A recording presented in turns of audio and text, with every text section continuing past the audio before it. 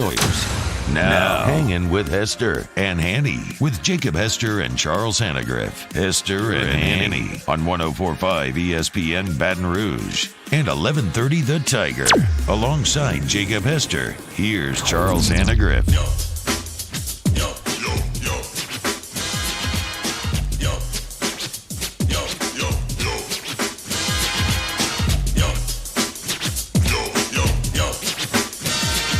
Good afternoon and welcome to Hangin with Hester and Hanny, 104.5 ESPN Baton Rouge. Charles Hanagriff, Jacob Hester, Josh Ward, our audio producer, Paul O'Neill, our video producer, Playboy Marty, our emotional support. Good to see he made it back from the long Labor Day weekend along with everybody else. Didn't feel like Labor Day, but there was still a lot going on. I mean, it wasn't a typical Labor Day weekend. But there was enough to keep you occupied. There was still football. Sure. There was football. There was golf. There was golf. There was baseball. There was basketball. There was a lot of things to keep your mind occupied to watch in the world of sports if you were so inclined. A lot of people took the opportunity to say, you know what, I'll never have a Labor Day weekend without LSU football again, good Lord willing. And so we'll do something different. We'll maybe take a little small trip or go fishing or something. Hey, you went fishing. I went fishing. You went fishing? Yeah, we caught a ton of brim. My father-in-law caught some catfish, and we had some fun. Depending on what you were planning to do for the weekend, I can't imagine that in January you left the Superdome and you said, hey, you know what you're gonna be doing next Labor Day weekend? Fishing. Never, ever. I told you this is the first Labor Day I've had off since I was 13 years old, and I know you pretty much said same you've thing, never not in the business. No, so it it didn't feel normal, but I don't know if that's a combination of the pandemic and we typically don't have it off or what it was. But I tell you what, though, it was nice to have an extra day. Sure, it really was. Even though the football last night was a stinker. Well, over the weekend you got a little bit of everything. If you really wanted to see it, you got football this weekend in a microcosm of what football would be in a normal year. You had blowouts, depending on what branch of the military service you were. If you're Army, great. Yes. Navy, not so much. If you wanted to see an underdog take a lead and have a favorite come back, I would have given you Arkansas State and Memphis. If you wanted to see a big favorite lose and have it cost a coach their job, I give you Southern Miss. Week 1, Hanny, you're out. Right, exactly. So what did we say going while we were through those awful months in the middle of the summer? Like, one of the things that's going to change about college football is you're not going to see teams as quick to pull the trigger. Nobody's on the hot fire. seat. Yeah, nobody's on the hot seat. Didn't even make it to Sunday of week 1. Didn't even make it to Sunday. Jay Hobson out at Southern Miss. Did talk to a friend of mine up there that has covered the team forever, and it was a multitude of things. They're not calling it a firing. It's a firing. Yeah.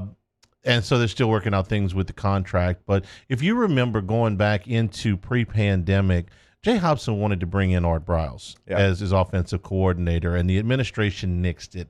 And you never really felt like they got back on the same page. Now, I'm not going to tell you that I thought if they lost the opening game to South Alabama, they were going to fire their coach.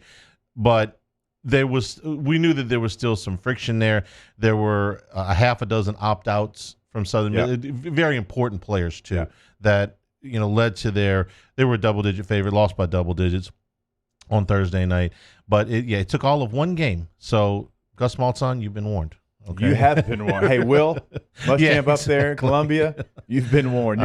You're on notice. Auburn's still Auburn. Okay, they'll still fire. They'll still fire the coach. Maybe not fire him, but speculate that they're going to fire him for about 8 years now. It seems like. Yeah, that's what. Same thing. I mean, Gene Chizik did actually get fired after winning a national championship. Yes, so he did. Auburn has always been. Auburn has fired 3 coaches that had a individual unbeaten season. Yeah, Terry Bowden, Tommy Tuberville, and Gene Chizik.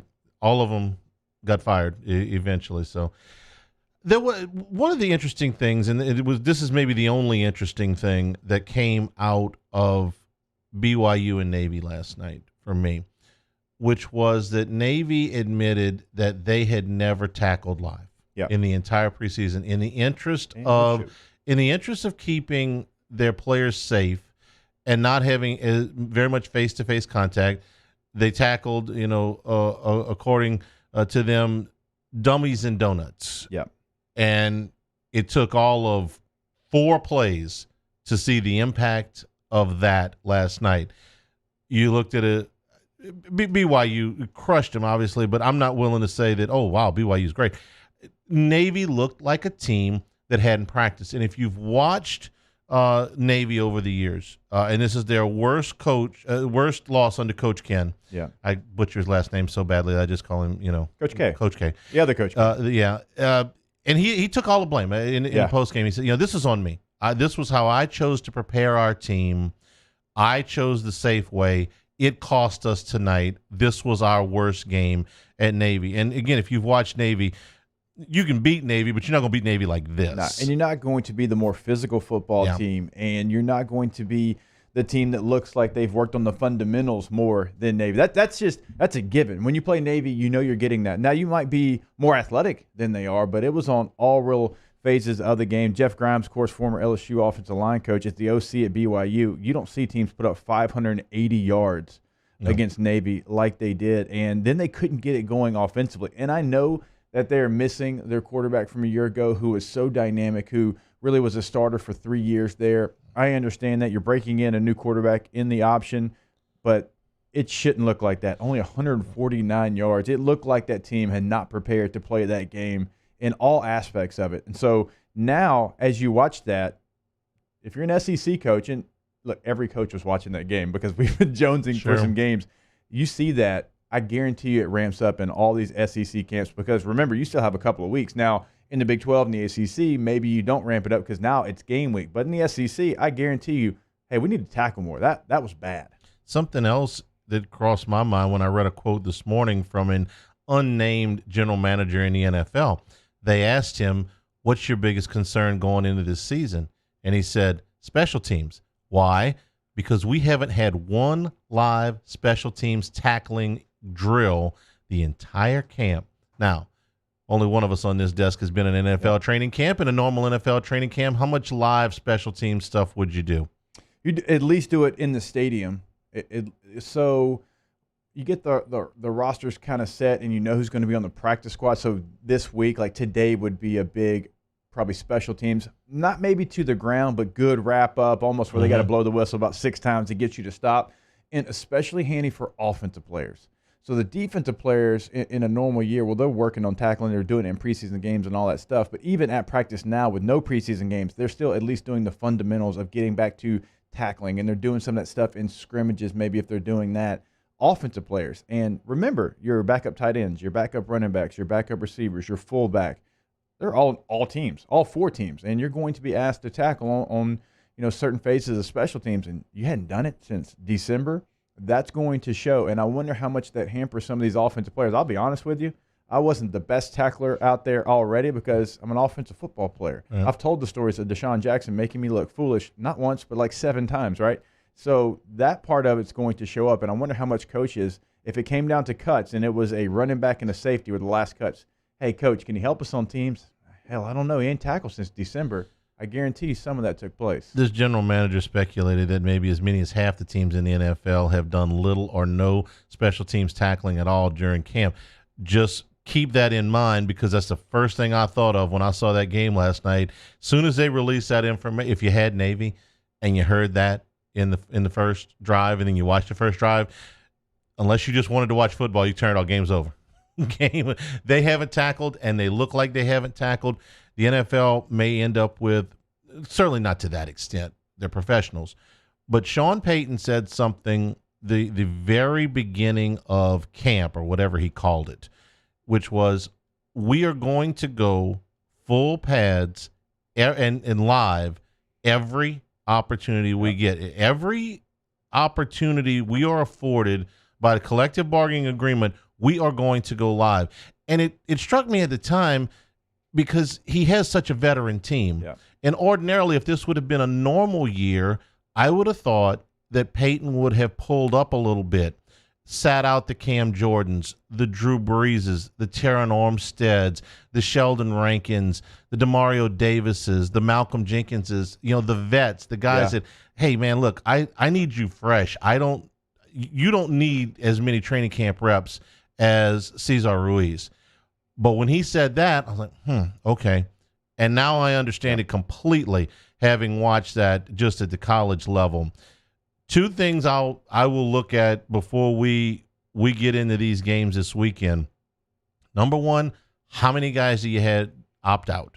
And number two, how did you conduct, as much as they'll tell you? Right. Because maybe I missed it, and I'm sure if I did, somebody will catch us on it. I didn't read about Navy's practice habits before that game. No. Okay. That's one of those things that came up in the probably in the production meeting that said, hey, you know what? We didn't tackle at all, really. Well, okay. And then to the tune of 55 points, you saw what not tackling in practice will do to you. I can't remember a Navy coach team being run through like that either, right? No. I mean, sometimes you'll see them get caught in the air because their DBs aren't athletic enough to keep up with some big-time receivers. But BYU could pick its poison. They could do whatever they wanted, and it showed. You had guys ducking their heads when they tackled, not bringing their arms. I mean, basic fundamental stuff that you seem like, oh, you can roll out of bed and do that. You're a football player. But, again, if you're out of the habit of doing something and you haven't done it in a very long – like, okay, if we took 8 months off of this radio show. Now, you've been doing it for how long? 30 years. I've been doing it for 6. It would be a little rusty. If we did not practice what we do every single day, it'd be a little rusty. Could we get through it? Yeah, but it wouldn't be the same. So everything you do, even though it is habit, that's why you've heard me talk about the schedule of things so many times on this show, because you have to get that schedule in that you're so used to get ready for this NFL or college season. Got to think that when they saw this, the Southeastern Conference coaches said, you know what, we're not going to complain too much about having the extra weeks. We'll take them. They'll be a welcome addition to us. Kentucky Derby was this past weekend. We'll touch on that for just a minute. And the passing of a local legend in Southern graduate Lou Brock, the Hall of Famer, passed away this weekend at the age of 81. We'll visit with Roger Cador in the 2 o'clock hour about the passing of Lou Brock, the first HBCU player ever inducted into the Baseball Hall of Fame, and for many years, the sport's all-time stolen base leader. Again, the former St. Louis Cardinal and Chicago Cub passed away at the age of 81. We're brought to you by Richard's Honda, home of the warm and fuzzy feeling. Hanging with Hester and Hanny, 104.5 ESPN Baton Rouge. Hanging with Hester and Hanny. If you're making any property improvements, they're probably going to involve you doing some digging, landscaping, fencing, pools. Whatever it is, if it involves you picking up a shovel, you have to pick up a phone first and call 811. That's so you don't hit any of the lines that are buried on your property, and I guarantee you have some of them buried very shallow beneath the surface. So you call 811. You give the operator your address. Within 2 days, somebody comes out to mark all of the buried lines on your property. That way, you or your contractor won't hit them. You're exactly right, Hanny. We tell you all the time. You can also go to Louisiana811.com for more information. It's extremely easy, though. Just dial 811. If you've got an emergency request, remember, it is 365 days a year. So even on holidays, you can call 811 before you dig, just in case. You always want to be safe. Remember, you want to be safe. This is a free service. It's incredibly easy, and it's the law. Call 811 before you dig. Off the Bench, Hanging with Hester and Hanny, after further review and more, are all live daily on the 104.5 ESPN Baton Rouge YouTube channel. Subscribe now to interact with us inside the live chat driven by Bayou Ford. This isn't just another day. It's so much more. Kelly's life was put on hold when her Auctioner primary care doctor discovered a rare blood disorder. Her doctor connected her to an Auctioner care team of cancer, heart, and kidney specialists. With multiple primary care locations around Baton Rouge, same-day appointments, and online scheduling, we're relentless about keeping you healthy. Auctioner Baton Rouge, innovating healthcare for Kelly. Gulf Coast Bank and Trust is a local bank with a straightforward philosophy. It's about doing the right thing for our customers. Participating in our community with annual local fundraisers. Offering individual attention in a modern banking atmosphere with a trusted local company. Gulf Coast Bank invested in technology with a local touch, giving our customers the power to bank anywhere, anytime. We're building relationships through personal service as the bank that cares about you. Gulf Coast Bank and Trust, the bank that cares about you. ServiceMaster Elite create clean, disinfected work environments. As a local business, we take pride in serving the New Orleans and Baton Rouge areas. Our cleaning protocols follow CDC and OSHA standards for healthcare settings, offices, senior living, restaurants, and industrial plants. Contact ServiceMaster Elite to get your operation ready for reopening with germ disinfection cleaning. ServiceMaster Elite, the trusted choice in professional cleaning since 1996. Are you a licensed contractor? There's lots of good contractors in Louisiana doing work the right way, but unfortunately, too many unlicensed contractors are working outside the licensing requirements. Working as a contractor in Louisiana requires a license for the company doing the work. The Louisiana State Licensing Board for Contractors wants to help you get licensed to allow you to conduct work legally. It's not difficult to get the license. We can help you. Go to lacontractor.org for more information. Licensed contractors, it's the law. Oh, hey, what's up? It's Big V and Bubba, 100.7 The Tiger Morning Show. We'd love for you to join us every weekday, 4 a.m. till 9 a.m. Yeah, everything you want in a show. Country music. We got laughs. We got celebrity in-studio guests. We just need you. Join us every weekday morning, 4 a.m. to 9 a.m., right where it all started. That's right. Louisiana's country station, 100.7 The Tiger. To all of our heroes working on the front lines of this COVID-19 pandemic, your bravery and selflessness represent the very best of us, and we want to say thank you. I'm asking everyone around the state to join me in celebrating the heroism of our healthcare professionals on the 19th of every month at 1900 hours, that's 7 p.m. Write a note of appreciation, make plans to donate to charitable organizations, or say a prayer. To learn more, visit 19thanks.org. Thank you. Hey, it's Matt Moscona. Enjoy your Labor Day weekend. We're going to take Monday off with you. Hope you have an awesome, safe holiday, and you're back with us on Tuesday, ready to talk, getting you set for the NFL weekend. Join us. It's AFR 3 to 6, 104.5 ESPN Baton Rouge.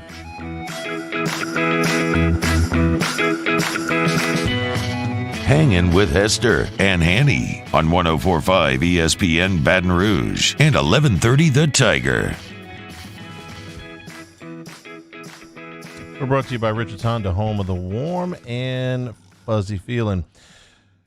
Over the weekend, NFL rosters were set, at least for the time being, as the jockeying still going along. The Saints still, at last we checked, have 2 punters on the active roster. So we think that there'll be some more shuffling as we get closer to the weekend. But 2 big things that happened, one over the weekend and one that's a story that's kind of broke this morning with the Saints roster. And we'll start with the one that's kind of breaking first, which is that the Saints are very close to a big extension with Alvin Kamara. This is being reported in multiple places right now. Kamara's deal is expected to be somewhere between Joe Mixon's deal and Christian McCaffrey's deal. Joe Mixon's deal is $12 million a year. Christian McCaffrey's deal is $16 million a year. You can do the math. This is going to be somewhere around $13 or $14 million. It's probably going to be for 4 years, probably somewhere in the area of 50% of it is going to be guaranteed. This is a little bit more money than I wanted to spend. If it ends up being 13 or 14, it's not a ton more than I wanted to spend. They wanted Alvin Kamara to be on this team. They never had any intention of trading him. It never really got to that point. Kamara kind of talked about it over the weekend. They sort of downplayed, offplayed his absence. He got treatment on his back. He wasn't really hurt. But, they can get around those things. And because he's still in a rookie contract, they didn't have to impose the automatic fines with the CBA.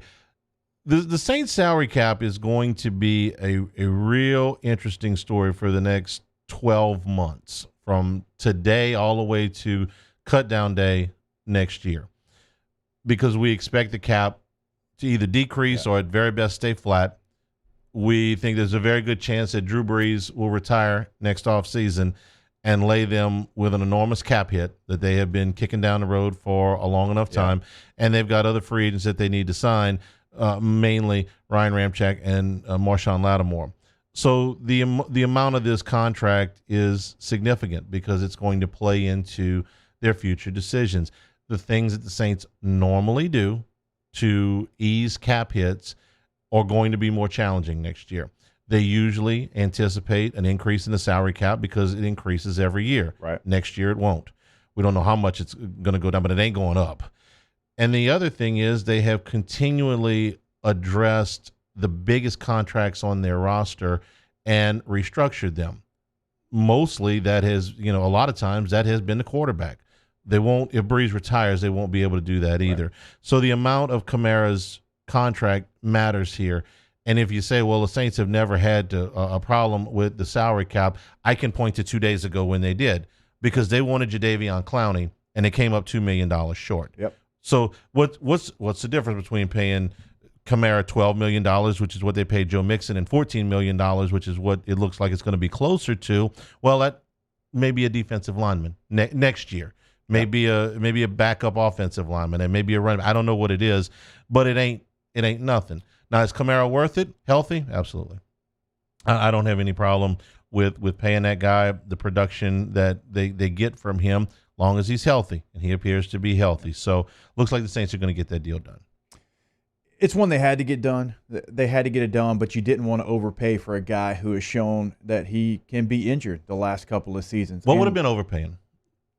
McCaffrey. McCaffrey would have been overpaying. I'll be honest with you. I kind of liked where Joe Mixon and those numbers were, because we broke it down all last week as far as where his numbers were. And you can say, well, if he was healthy. Well, you can say that about a lot 100 guys off the top of your head in their NFL career. Well, if they would have been healthy. And so that worries me just a little bit, how the production's kind of taken a slide a little bit, how it looked a little different when Mark Ingram was not in place. And once Murray got going, that obviously that helped the situation. But even more than the production, they had to get it done because there's so many things built into the Saints offense that are for him. They are specific to him. You see plays run that are not run when he is not in the game. And Ty Montgomery can probably do some of that, but there's a reason that Ty Montgomery the last couple of years has been on 3 or 4 teams, right? He's a good player. He's not a great player. So he can help you out a little bit if Kamara misses 2 games. Right, but still, the offense kind of runs through him at times. Obviously, Michael Thomas has his set of plays as well, but it looks so different when somebody else is in there. So you had to get it done. You're banking on him being healthy, which is a big risk, but also there's not a lot of players like him, and you feel like you have an advantage when he's in the game. I would have liked somewhere closer to Joe Mixon because, again, regardless if we can sit here and say Kamara's a better back, I do think he's a better back than Joe Mixon. The production's not going to lie. And when you put them side by side, total yards, Joe Mixon actually had a little bit more than Kamara. Leonard Fournette actually had more than Alvin Kamara last year. So him being back healthy is the key to this entire deal. The contract I liked was Derrick Henry's. Even though they're completely different style of players, Derrick Henry fits exactly what the Titans want him to do. They gave him and he's older. They gave him a 4-year deal, $12.5 million. A little bit more than Mixon. Half of it guaranteed. A little bit more than Mixon. I would have preferred it to be in that range. It looks like it's going to be $1 million to $1.5 million more than that. We'll see when it officially comes out. Now let's get to Jadeveon Clowney. Jadeveon Clowney had the Saints coaches in there on a recruiting trip on Friday night in Houston. Worked in the chef and everything into the recruiting pitch. This came down to money. The Titans were able to offer him $2 million more guaranteed and potentially $5 million more total with incentives than the Saints were. The Saints tried to get creative. They're very good at this. They tried to get in creative and bring in a third team that would have been able to absorb the cost in exchange for a draft pick. Yep. The rumor was it was the Cleveland Browns, that they were going to trade a second-round pick in exchange to get Clowney his extra $2 to $5 million. Right. The league nixed the deal because they will not allow you to essentially trade cash. And that's what the Saints would have been doing. They would have been buying $2 to $5 million in salary cap space for a second-round pick. And so when that didn't work out, Clowney signed with the Titans. I'm glad the deal didn't work out. I I would not have traded a second-round pick for 1 year Jadeveon Clowney with this roster. I would have liked for them to have signed him. If the original deal that was reported, the 1 year, $10 million deal would have worked out, I would have been fine with that. And this is based on Clowney not coming off of his best year, but I do think that he brings a certain amount of value for this year with $10 million in cap space available for 1 year, not something that's going to hamstring you way down the line. For 1 year, I would have done it. Not for a draft choice, though. Not for a second-round pick. A second-round picks are like gold to me. I'm not sure I don't value them more than the first-round picks. Why? Because it is a starter that is cheap. The first-round picks are starters, but they're not really cheap. They're cheaper than veterans, but they're not really cheap. Yeah. The third-round picks aren't necessarily starters. But you want to see a fired general manager? Show me one that misses on his second-round picks. Because these are the guys that, if you're doing your job, there ought to be somewhere between 4 and 6 second-round picks starting on your roster, because you can't just stock it with all first-round picks. Saints have done a damn good job in the trenches of getting some guys, but you better hit on your second-round picks because they're your cheap starters. So I wouldn't have wanted to trade a cheap starter for 1 year Jadeveon Clowney. I am completely with you. In fact, if they would have pulled that deal off, I would have come in here pretty mad today. Yeah. And Clowney is a guy that everybody knows. That doesn't mean – in fact, if they gave him $10 million, I wouldn't have been very happy. Now, if you have it and you're at the end of camp and you're not going to spend that money, okay. But that's a lot of money for a guy who had 3 sacks in 13 games a year ago. He was 125th in the league in sacks. We know the name. We know the potential that he had. But he has not lived up to that potential by far in the NFL. And I felt like he would have been playing out of position in New Orleans. And so if you've got $10 million, is it nice to add a piece like that with that potential, kind of a change of pace guy? If you're a team that has Super Bowl aspirations and you're going for broke this year, I get all of that. But if you would have traded a second-round pick, I would have come in here pretty upset because he does not have second-round pick value right now. He truly – you have 3 sacks in 13 games. That's not second-round draft cap or capital worthy. It's not. And in fact, I don't know if I would have given up anything in a draft. I mean, later round picks, 6th, 7th, okay, now we can have that conversation. Yeah. But this is a guy that in his best season does not have double-digit sack numbers. The draft capital is a no-brainer. I would have never done that. The money, here's why I would have done the money on a 1 year deal. I wouldn't have done a $10 million average deal over 3 or 4 years. But I don't know who else you add. They've got a little over $7 million in cap space, and they were gonna move some things around to free up the other 3. I could have lived with that, because what else are you going to spend your money on? Opener Sunday. Where else are you going to put that money this year? I mean, there might be somebody on the street that you want to sign later on, but basically, that's. I hate to say free money because I get myself in trouble when I say that. But by the way, we can update his story later. Yeah, he found a team. So if you were going to spend the money that you had anyway for 1 year, this is not something that's going to hamstring you down the road. Right. I would have done that, but under no circumstances would I have traded a second-round pick for 1 year of Jadeveon Clowney and have to pay him all that money. I wouldn't have traded it for 2 years. I honestly wouldn't. I just don't think the production it hasn't has been there, and he's had other guys lined up across from him that have been good rushers. So it's not, he's getting all the double teams. No, he's actually had really good players on the other side in different systems in Houston and in Seattle. So the production just has not been there. You know what I would have traded a second-round pick for? DeAndre Hopkins. Remember when they traded DeAndre Hopkins for a second-round pick? And a bad running back and a bad contract? Yeah. I would have traded a second-round pick for that. Yeah. By the way, he just signed a contract is why I'm bringing him up. Why did he get traded? He wanted a new contract. Well, he just agreed to a $54.5 million deal with Arizona. That's a 2-year extension worth $54.5 million. Real quick, since we're kind of analyzing the 53 for the Saints here, any surprises for you? That they kept the second punter for now, and that I thought that Tommy Stevens would make the roster. They brought him back just because they moved heaven and earth to try and get him, on draft day and wanted to keep him away from Carolina. He's, in my mind, almost going to, I don't want to say he's going to redshirt this year, but he's not a quarterback. He's just kind of the emergency quarterback. So that, but other than that, no. Callaway being the 5th receiver, not a huge surprise, a little bit, just because I thought Emmanuel Butler, from everything we heard, had a nice camp. Austin Carr, somebody we talked about, Drew Brees, had trust in him. So a little surprised Callaway was the 5th receiver. I'm starting to think about Emmanuel Butler like I've thought of certain LSU players over the years. He's that unicorn. No, not that. Every year we would cover the spring game, and certain people would lead the team in tackles or rushing, and they do it like there were guys that led the team in tackles or rushing 2 or 3 spring games in a row and never played. Give a name. No, I'm not. I'm not, because it's just mean to college players. But they were in there for a reason. They were getting reps for a reason. And when I hate to say, when the real players came back and they weren't injured, then those guys didn't get to play. I'm starting to think of Emmanuel Butler as the guy that gets all these reps in camp because he's there, and Michael Thomas is off on the sidelines and they don't think a lot about autographs or whatever. And then when it comes time for the real players to make the team, they go in another direction. I mean, and I haven't seen one practice. That's just my read. We'll take a break. Hanging with Hester and Hanny, 104.5 ESPN Baton Rouge. Hanging with Hester and Hanny. So many of you lost jobs during this pandemic. Others are looking for a career. If you're looking for a career, our friends at Associated Grocers are hiring multiple positions across the board, and there's so many great reasons. First, a family atmosphere.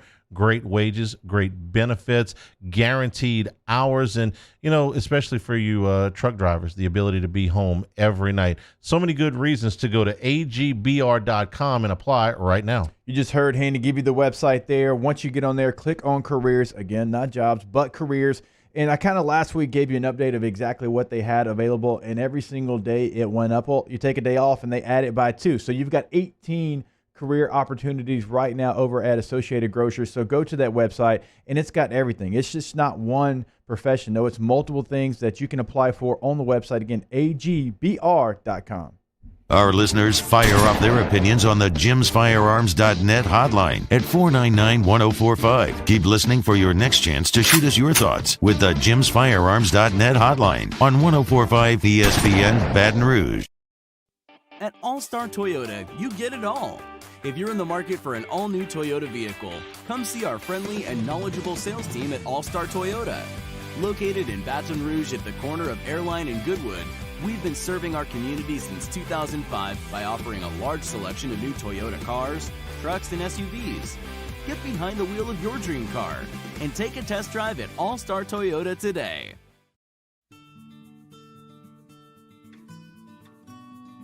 This is a house call. This is a follow-up appointment. This is a diabetes checkup. This isn't just more convenient care, it's more advanced care. This is innovating healthcare at Louisiana's #1 hospital, Auctioner. Gulf Coast Bank and Trust is a local bank with a straightforward philosophy. It's about doing the right thing for our customers. Participating in our community with annual local fundraisers. Offering individual attention in a modern banking atmosphere with a trusted local company. Gulf Coast Bank invested in technology with a local touch, giving our customers the power to bank anywhere, anytime. We're building relationships through personal service as the bank that cares about you. Gulf Coast Bank and Trust, the bank that cares about you. I've been doing business with Luba for 25 years. They're dependable, trustworthy. It's just the attention to detail with our clients. Our folks have years and years of experience. They're highly trained professionals. But many companies have that asset. What I'd like to think makes Luba a bit different is that we use those talents in a way that truly is dedicated to serving the needs of the folks who depend on us. Here at the Big Squeezy, we continue to serve the Baton Rouge and Southeast Louisiana areas during these troubling times. We are dedicated to providing you healthy food items to help you live your best life. From our cold-pressed juices to our delicious smoothies, let the Big Squeezy keep you going. Stay active, stay happy, and let us help you stay healthy. Visit us at our locations and also inside of Alexander's and Mathern's grocery stores or online at thebigsqueezy.com. Gulf Coast Office Products is a nationally recognized Savin office equipment dealer based right here in Louisiana. Over 100 employees strong, Gulf Coast has the boots on the ground to support all vertical markets, from education, engineering, legal, and finance. With the latest in office technology, from desktop to production segment units, Gulf Coast and Savin have the perfect fit for you. Call 225-756-2644. That's 756-2644 for Gulf Coast Office Products. It's a Tuesday edition of Game Time with Jimmy Ott and Ben Mintz. The guys recap all the action from over the weekend, including the Kentucky Derby. We're live at Mike Anderson Seafood from 6 to 8 p.m. on 104.5 ESPN Baton Rouge.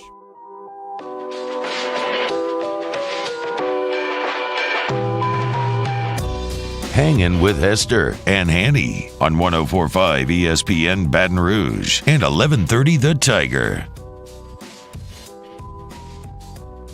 We're brought to you by Richard's Honda, home of the warm and fuzzy feeling. So we saw a little bit of everything as far as crowds this weekend. We saw 9,000. Yeah. We saw, I think it was 14,000. And then we saw zero or pretty close to zero. It was kind of an eerie looking thing to see those guys play in an empty stadium.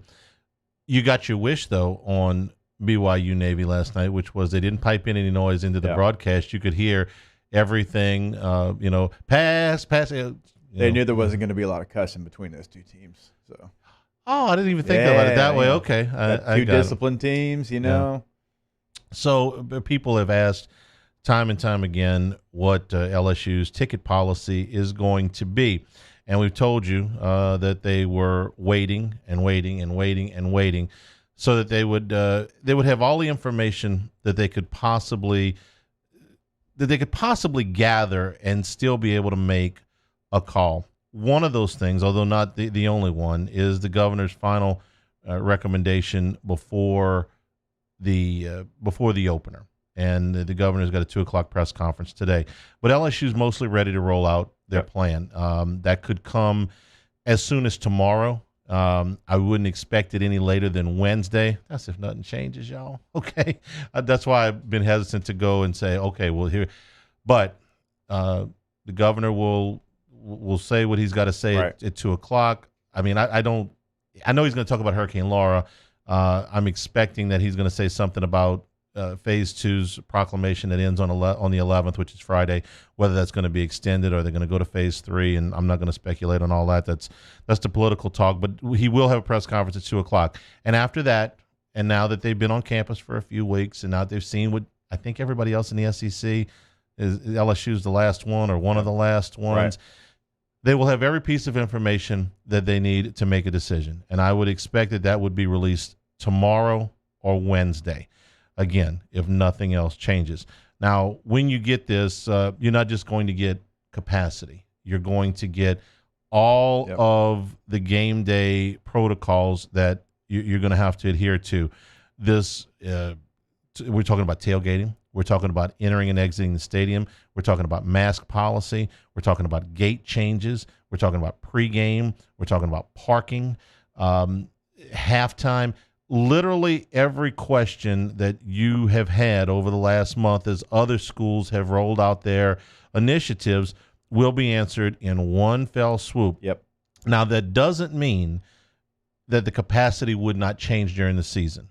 When that capacity goes out, it's going to be for the opener and maybe one or two other games. I don't want to speculate too much, but just because it is in September does not necessarily mean it will be in November. So keep that in mind as well. But I think we're going to know something here in the next 48 hours on exactly how LSU is going to proceed. And again, we'll go back to it. The later that LSU waited, they were trying to get as many people in that building as possible. They were trying to do everything they could for the fans. And I thought it was better. Like, don't rush it. Don't Big Ten it, right? That was kind of, they were going to coin that Don't phrase. Big Ten, Don't pull a Big Ten. Well, that's not what they wanted to do. And so obviously everybody's paying attention to this, and they wanted to release it all at one time so you could have a clear message and not try to piece it together. So obviously capacity is the main thing, but right under that is tailgating. You probably could flip those if you wanted to, because people want to know, are they going to be able to do what they do every Saturday in the fall, which is go out there, set everything up, have a great time. A lot of people don't even go to the games. We all know that, right? And so that's going to be a big piece of it as well. And it's an important thing that you mentioned. I'm glad you did. By the end of the year, this thing might look different. We might be in a different phase. Our state might be different numbers-wise, right? And you might feel better about, hey, you know what? It's not going to be 100,000, but, could it be whatever that number is, 50,000, whatever, right? So that's important to pay attention to as well. So once all the information comes out, I think those are the top two things people look at: capacity and tailgating. Bayou Ford chat on YouTube. This one's from Steven. Says, don't see the reason for waiting to get as many fans as possible. So Alabama allows 20% fans and has to come play LSU that might allow 40 to 50% of fans. Imagine the whining from T-Town. Okay. They can whine. I disagree with like everything from the beginning to the end. First of all, the SEC put this in the hands of the individual schools. They do that a lot. If they're going to do that, then LSU is going to adhere to their protocols and they're going to move at their pace. Waiting and waiting and waiting allowed them the most information. It may allow them the most leeway. Yep. Maybe not. Maybe the governor comes out at 2:00 and says, hey, man, look, the numbers don't look good and they've got to adhere to something else. But at least they gave it a shot. And I could care less what comes from Tuscaloosa. The second part about that is this is not going to be a balanced season. I mean, if you had to say one way or the other that all 14 teams in the SEC are going to play all 10 games, yay or nay, better chance that they will or better chance that they won't?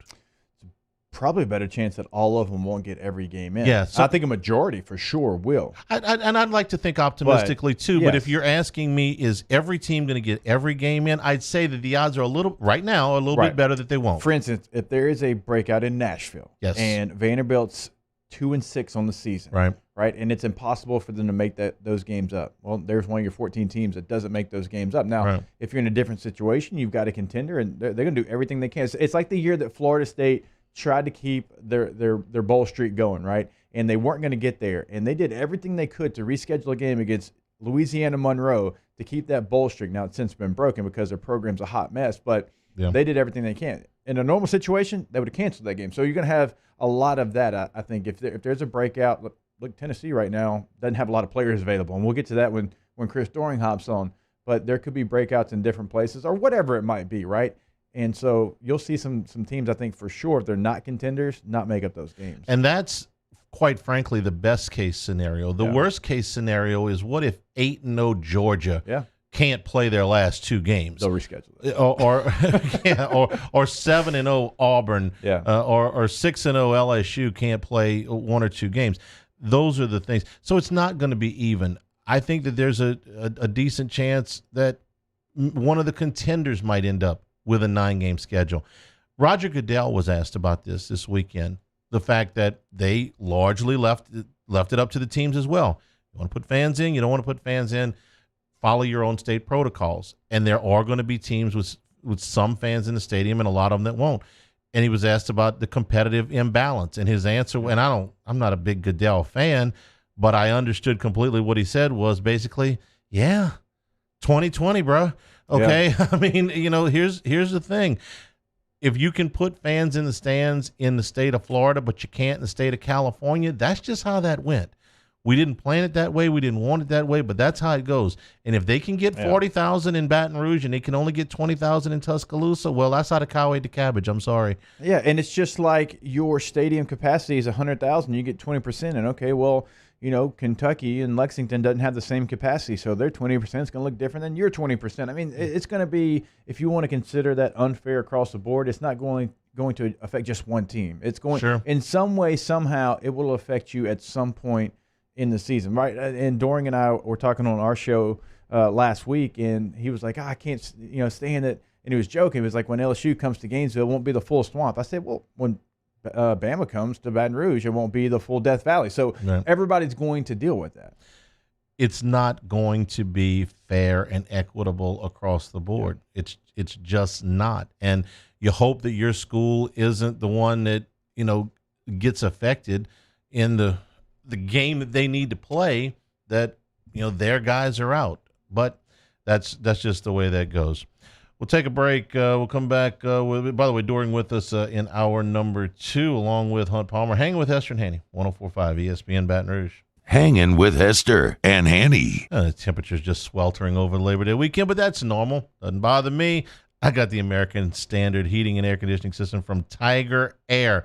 Always regulates my house, whether I'm home or if I'm going somewhere else, like we went to visit the kids this weekend. All you got to do is program the thermostat, man. You're not blaring that air conditioner all the way while you're going. It means your energy bills go down. And with the efficiency of the system, you're going to save money every single month with the American Standard.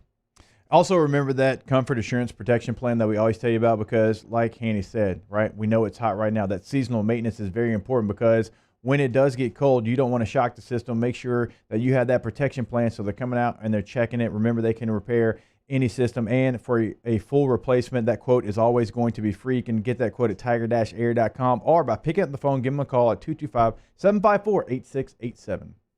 We opened up the playbook and expanded our coverage. Listen daily in high definition on 98.1 HD2. We are 104.5 ESPN Baton Rouge.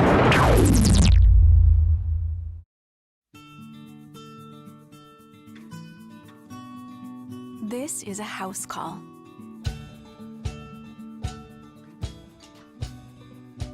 This is a test result. This is a prescription refill. This isn't just more convenient care, it's more advanced care. This is innovating healthcare. Start your virtual visit today at Auctioner Health. Gulf Coast Office Products is a nationally recognized Savin office equipment dealer based right here in Louisiana. Over 100 employees strong, Gulf Coast has the boots on the ground to support all vertical markets from education, engineering, legal, and finance. With the latest in office technology from desktop to production segment units, Gulf Coast and Savin have the perfect fit for you. Call 225-756-2644. That's 756-2644 for Gulf Coast Office Products.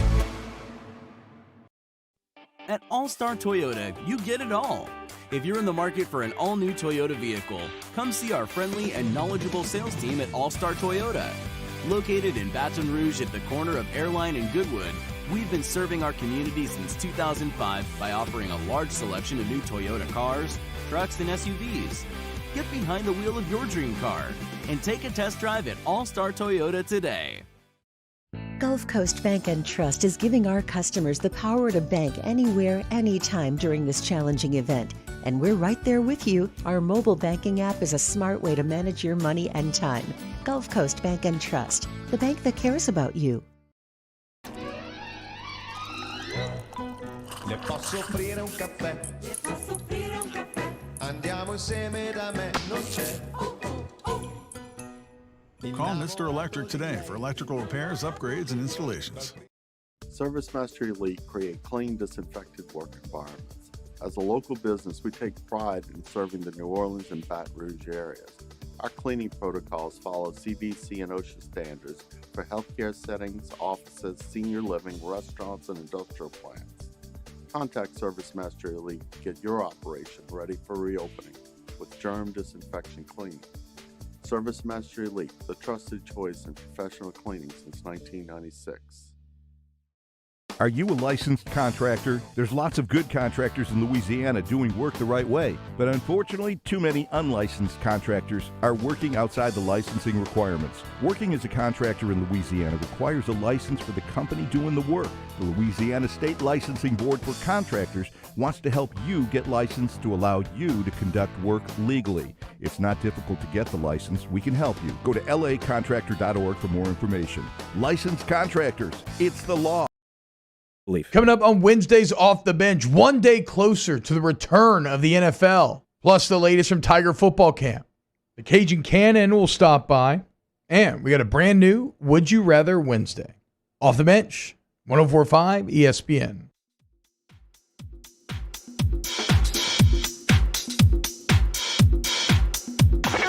Hangin' with Hester and Hanny on 104.5 ESPN Baton Rouge and 1130 The Tiger.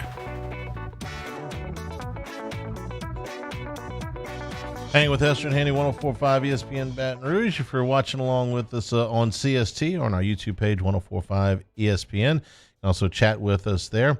And for prior interviews, go back to Hanging with Hester and Hanny page on YouTube. Finally found a preseason All-America team that I could get behind. You know why? All the players ended up playing. As opposed to the ones we got before that were mostly window dressing. And our guy Chris Lowe put it together, friend of the show. That's correct. So this was done for ESPN. It just, I'm sorry, you see a preseason All-American team with nobody from the Big Ten or nobody from the Pac-12, and it does look odd. Yeah. But it is accurate, unlike the one earlier. So LSU gained one and lost one. They lost Jamar Chase, who would have been on the previous first team, but they gained Jabril Cox. Yep. And what, Jacob, I was stretching my memory. Obviously, we don't go back a long, long way with transfers of this nature. I mean, transfers just in the last 6 to 8 years have become so much more prevalent. But I'm trying to think of a player that was coming from 1AA to 1A that had this kind of buzz. You know, like I said, I know that wasn't a common thing for a very long time, but I really don't remember very much. Eastern Washington sent a quarterback to Oregon years ago, whose name escapes me right now, but not even to this. Right. Not even to this magnitude. No, I don't think we've ever seen this from going from the FCS level to the FBS level and having a preseason All-American type training camp buzz, build up to it, because you'll see somebody, and that's a great example of someone I was going to use, the quarterback that did do that from Eastern Washington to Oregon. But even that, it was like, oh, he'll be a nice player for the Pac-12. He's not going to put him over the top. This guy is a guy that would have been draftable in last year's draft, and I think it's because of the program he's coming from. Yeah, it's not a usual FCS. No, you're talking back-to-back All-American at the FCS level. You're also talking about national championships. That's all this guy knows. He's won 3 national championships at North Dakota State. North Dakota State is as well-respected as any program outside of the Power 5. I think throw the G5 teams in there, throw the FCS teams in there, and they're going to be near the top of that. And so I think some of that has to do with where he came from, but also the proof's been in the pudding since he's been in Baton Rouge. The scrimmage Friday, everybody you talk to, his name comes up, and that's against, obviously, the defending national champs. And this is a guy that they're expecting a lot from, and I think people are starting to recognize. They understand when Coach O talks, and every time that he has a press conference, well, he's going to mention Cox at some point during that presser. So he's got big expectations, but nothing that he can't handle coming from where he came from. You notice that more often than not, Orgeron's a little bit more forthcoming in camp with guys that he really likes. Mm-hmm. When you hear that, when you heard Damone Clark's name last year, he's like, hey, that guy's going to see some playing time. It wasn't really on our radar going into camp. Yes, he is for sure. Some of the other notables, by the way, he was also named best defensive transfer. They did pick Alabama as the SEC champion again. The offensive player of the year, Najee Harris. Defensive player of the year, Dylan Moses. I didn't really get that one. I don't understand how you can pick a guy who missed all of last season as the defensive player of the year over Derek Stingley, who, in my opinion, is a favorite to win the Thorpe this year, but que sera. Eric Gilbert was named the offensive freshman of the year preseason. And the best offensive transfer, JT Daniels from Georgia, who, according to Kirby Smart, has still not won a job. Look, Kirby, I like you. I truly do. I appreciate you in my 2-week DB career at LSU when you're helping me out. Don't lie to the people. They know. Coach of the year, Ed Orgeron, LSU. Now, according to this, LSU's not going to win the league, and they're not even going to win their own division, but they're going to give Ed Orgeron Coach of the Year. I thought that was interesting. And this stuff, I mean, unless you take a team that is not expected to do much and you make a gigantic leap, otherwise this usually goes to the guy that wins the league. It does. That's why Nick Saban doesn't win a lot of Coach of the Year awards, because they expect Alabama to be good, right? Well, I think this is a case of they saw all the personnel that LSU lost. They saw some of the coaching changes that they made, and they're expecting Coach O to still put a really good football team out there. That's the kind of the way that I read it, because, look, You can't hide in the fact that they had 14 players drafted. They had 18 in training camps. You just had your best offensive player and probably your second or third best defensive player opt out of the season, but they're still expecting LSU to go out there, be competitive in every game, win a lot of games, and kind of keep their standard up. So, it's difficult for him to exceed expectations and not win the league. You see what I'm saying? They're expected to win 8 games, but not win the league. That doesn't leave you a whole lot of room. The game of the year, they say, will be Florida and Georgia, and the upset of the year, this will make you happy, South Carolina over Texas A&M. If that happened. It does. It's going to make the guy who's coming up in about a minute and a half extremely happy. Nobody is a Texas A&M hater like Hunt Palmer. Well, we'll bring him in to do that. Also, we'll do first class, second class, no class later on in today's show because it is Tuesday, even though it feels like a Monday. Chris Doring with us in hour number 2. Roger Cador with us in hour number 3 to talk about the passing of Lou Brock. We're brought to you by Richards Honda, home of the warm and fuzzy feeling. Glad you're back with us here as it's a football season week. 2 days away from the NFL, a few days away from Power 5 college football. We're almost there, folks. We're almost there. Hanging with Hester and Hanny, 104.5 ESPN Baton Rouge.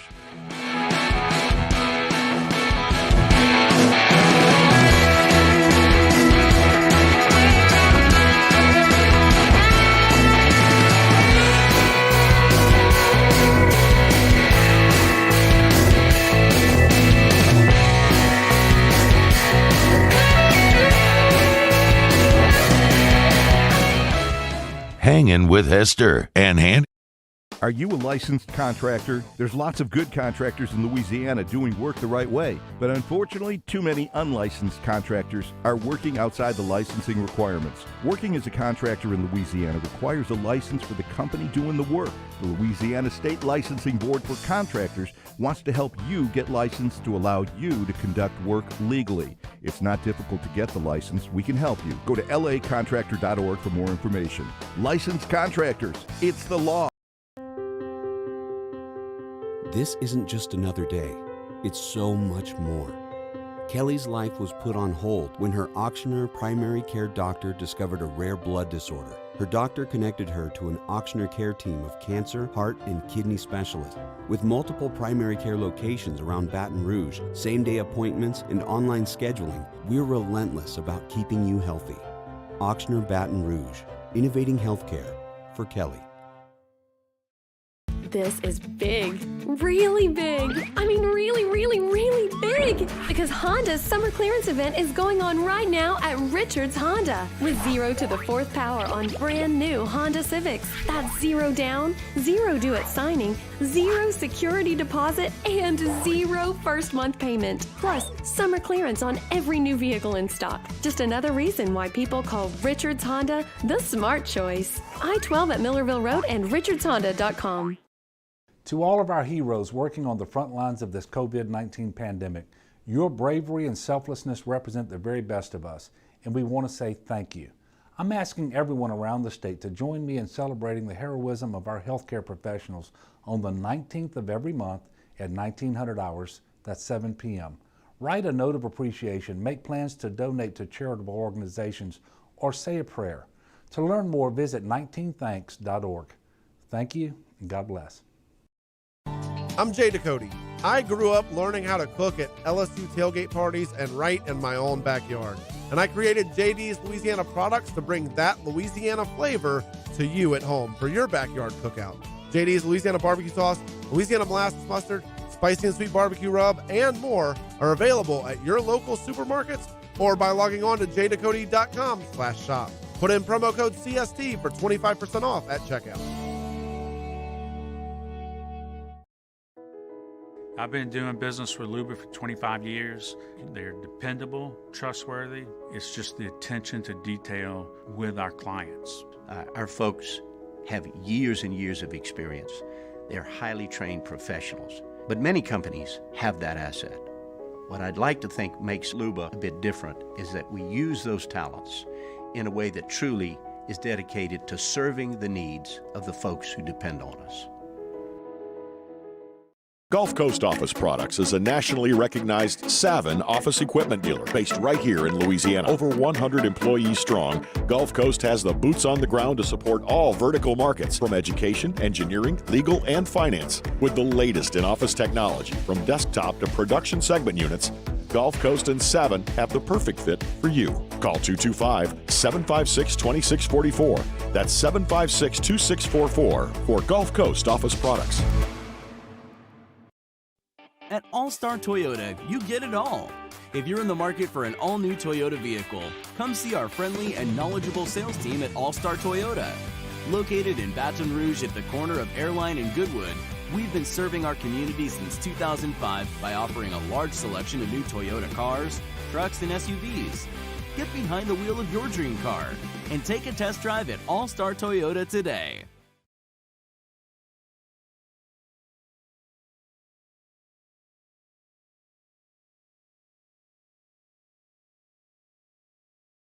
Callahan Injury Lawyers.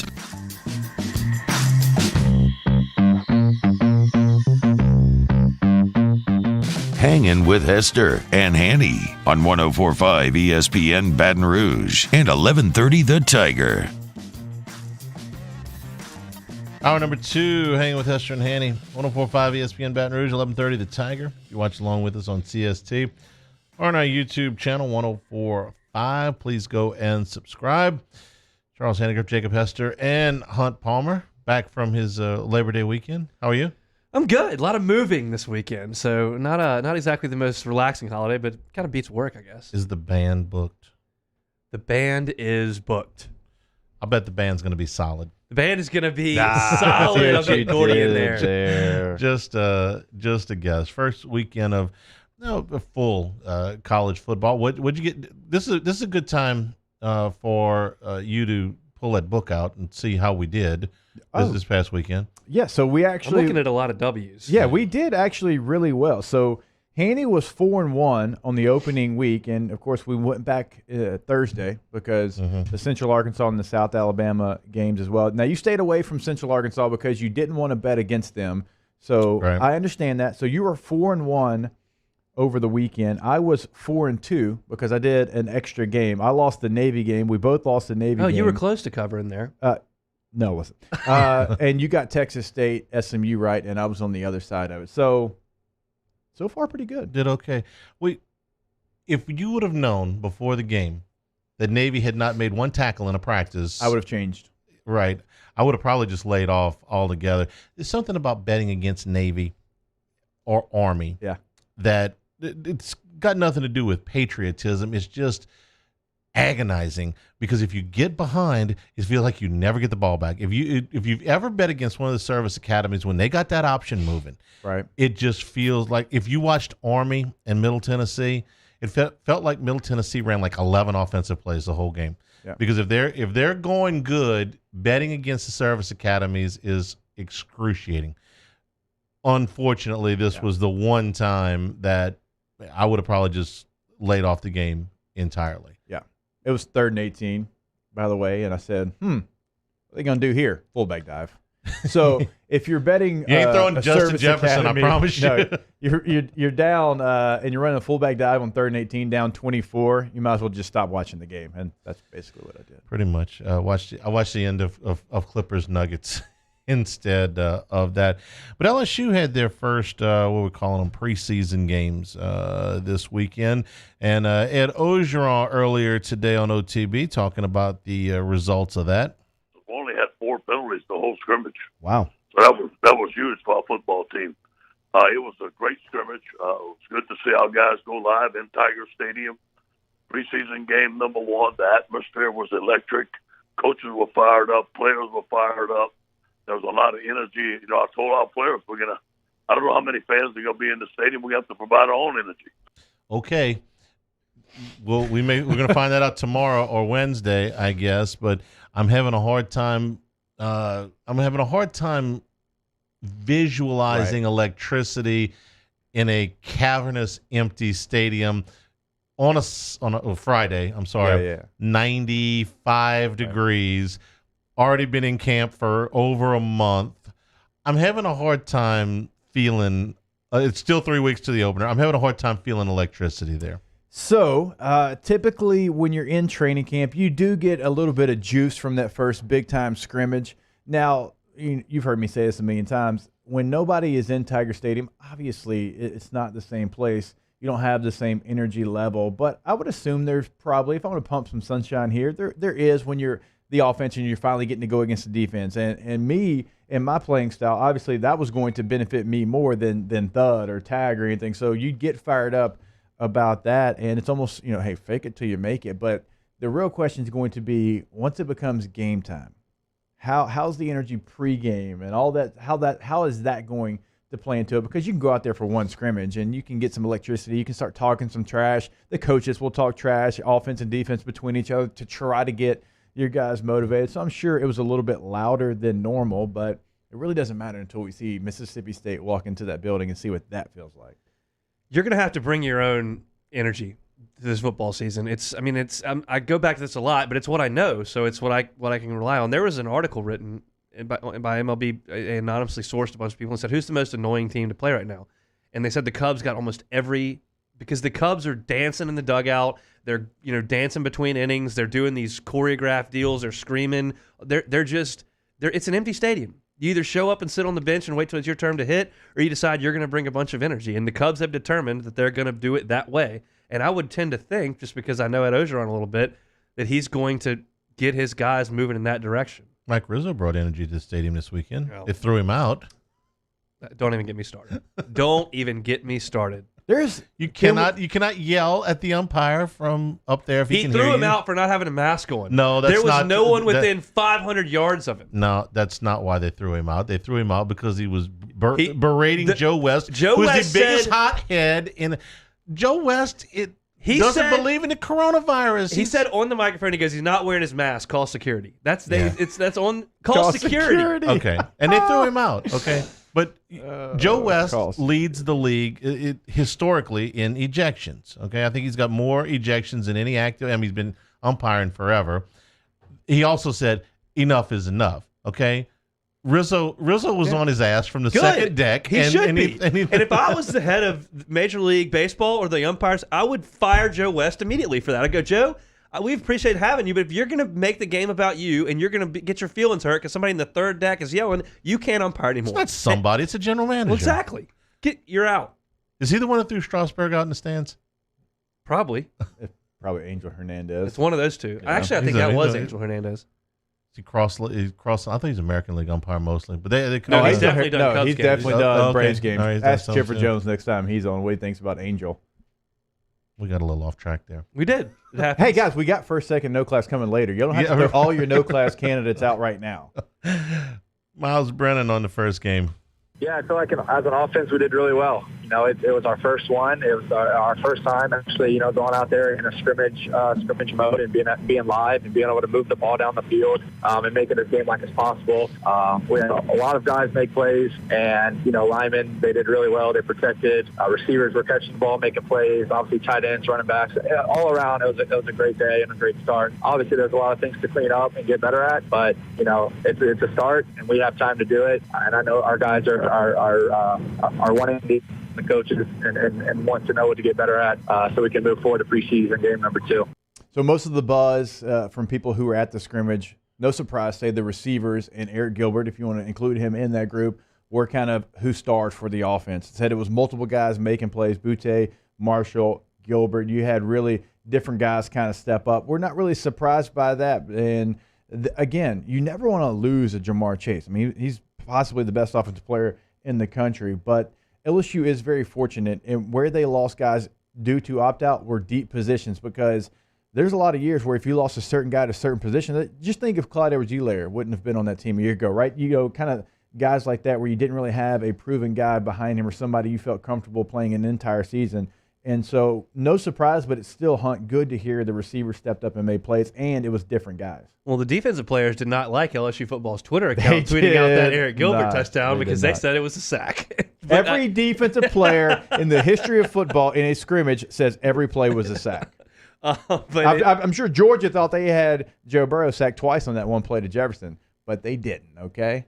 Look, I've been beating the Kayshon Boutte drum here a little bit. He was my second class 2 weeks ago, and I think he's got a chance to be a star, and it doesn't surprise me at all that Ed Orgeron singled him out, and it sounds like he made some plays. I just think he's obviously very, very athletic. He's tested really well, but the thing that jumps off his tape to me is that he's a good route runner in high school. Sometimes you turn on high school tape, and all it is slip screens and 9 routes, and they're just the best guy on the field, and they just make it work. And there are certainly instances where that's the case on Boutte's highlight, but he also runs really good routes. I think he's got a chance to be really good. Orgeron called him a starter this morning, so if you want to see the immediate impact of Jamar Chase leaving, that's it. Based on little whispers that leak out here or there, and then you go to Ed Orgeron's press conference, it sounds like he kind of shot him straight. I mean, he's obviously not going to give everything out, but he did say that he thought that there was the defensive line won that battle. He said he thought that there were some really nice plays on the outside. That's kind of the same thing you heard after things were settled. So I think that was kind of encouraging for somebody who's looking from afar, that he's kind of giving you information there. Biggest question mark overall on the team, I think, all together now, the offensive line, and how that mostly new unit will gel, individual pieces that have to be plugged in together, and this was Orgeron on that. Yeah, Liam's doing well. He's handling the physicality, sticks on blocks, has some outstanding snaps, making calls. I think he's pretty much looked like he's locked himself in the starting center. It's not for sure now, but he looks like that he's going to be our starting center. Ed Ingram's practicing well. Derrick Rosendahl's practicing well. Austin Deckles is back practicing well. Chason has had a good week of practice. But again, you know how it is in the preseason. There's a battle between the offense and the defensive line. We gave up way too many sacks, but that's because of some blitzes and some protection breakdowns. But I think we're going to get that fixed this week. Rosenthal in particular, we have heard, has had an exceptional camp go so far. But Shanahan, nobody knew who he was 6 months ago. You think about a team like this, a preseason top 10 team, top 5 team with legitimate national championship aspirations, and when they went shopping, if you will, for another offensive lineman, Harvard, it's always the last place you look. But that guy's come in and turned some heads. No, and it's a good deal for LSU. Looking for a center, obviously, after Lloyd Cushenberry. You thought Chasen Hines would be the guy, but that was the guy that played guard in 18. He was trying to make the move to center, tried to learn under Lloyd a year ago. But you got to be a very smart football player. Not saying Chasen isn't, but you know, look, coming over from Harvard, and we're kind of joking about it, but you know he can handle all the things that go on with making the calls, and it allows Hines to potentially move back to a guard position where he can compete, because you're very fortunate if you're LSU that you've pretty much got your offensive line outside of one position, the right guard position, set when you got 3 guys drafted and another guy that was in training camp with the Saints. And so you lose all of that talent, and there's not a ton of question marks. You kind of know who's in place because those guys played, they started games. LSU's very fortunate to be in that. Now it's all about, okay, who wins the right guard position. I think it's a big positive that Shanahan took over the lead at the center position and is going to be the starter. This may be something for another segment, but I'm going to throw it in there. I'm not going to tell you how I feel about it, but I'm going to make a statement, and y'all kind of respond. Last year, this was the same conversation we were having about the offensive line. Do we know if they're going to be very good? They got some guys back. They didn't necessarily play great. I don't know how good the offensive line is going to be. And then they won the Joe Moore Award for the best offensive line in college football. What do you say to this? LSU's offensive line last year was okay, pretty good. It was pretty good. It benefited from having a quarterback who admittedly said he thought he had the defensive play calls in his mind before everybody lined up. He already knew where he was going. He had the greatest single season in the history of the sport in terms of pocket presence, pocket awareness, elusiveness, and accuracy. And you had a running back who was as good as anybody in the conference, maybe the country, at making the first guy miss. So how good was the offensive line, or how much did they benefit from having guys behind them that could mask any deficiency they possibly had? There's a lot of truth in everything that you said, because Joe was so good at stepping up where there was windows in the pocket, and you don't see college quarterbacks do that. You don't see them step up, find that crease in the defense where they can get a throw off. Also a great point about Clyde. So I thought the offensive line was much improved a year ago. Now, were they the best offensive line in the country? We could have that debate. Did they win the award? They did. But there was times when you had guys that made them look a little bit better. So this offensive line this year, they still have some challenge ahead of them. They still have question marks. I think that's fair to ask that. It is good, though, that you have guys who have started within the league, so it doesn't become too big for them. The challenges are greater this year, Hunt. They didn't have a spring to get acclimated, and in the social distancing practices, I would argue that they were hurt. They and the defensive linemen were hurt the most. The offensive line across college football and across pro football will be the most affected by everything that's happening. And so the LSU's not immune to that. That being said, it doesn't mean that they can't succeed. But those would be my concerns. By the way, did you see the Denver Broncos announced released their depth chart? Know who the starting center was? Did he wear number 18 at LSU? Lloyd Cushenberry. Well, on his shoulder. He still wore it. Hey, he still wore it. I didn't say, do you wear it on his chest? Chris Doering with us at the bottom of the hour. Hanging with Hester and Hanny, 104.5 ESPN Baton Rouge. Hangin' with Hester and Hanny. Saints coverage, Chiefs, Cowboys, Thursday night, Sunday night, and Monday Night Football. From the opening kickoff to the playoffs and the Super Bowl, the NFL lives on 104.5 ESPN Baton Rouge. This is a house call. This is a follow-up appointment. This is a diabetes checkup.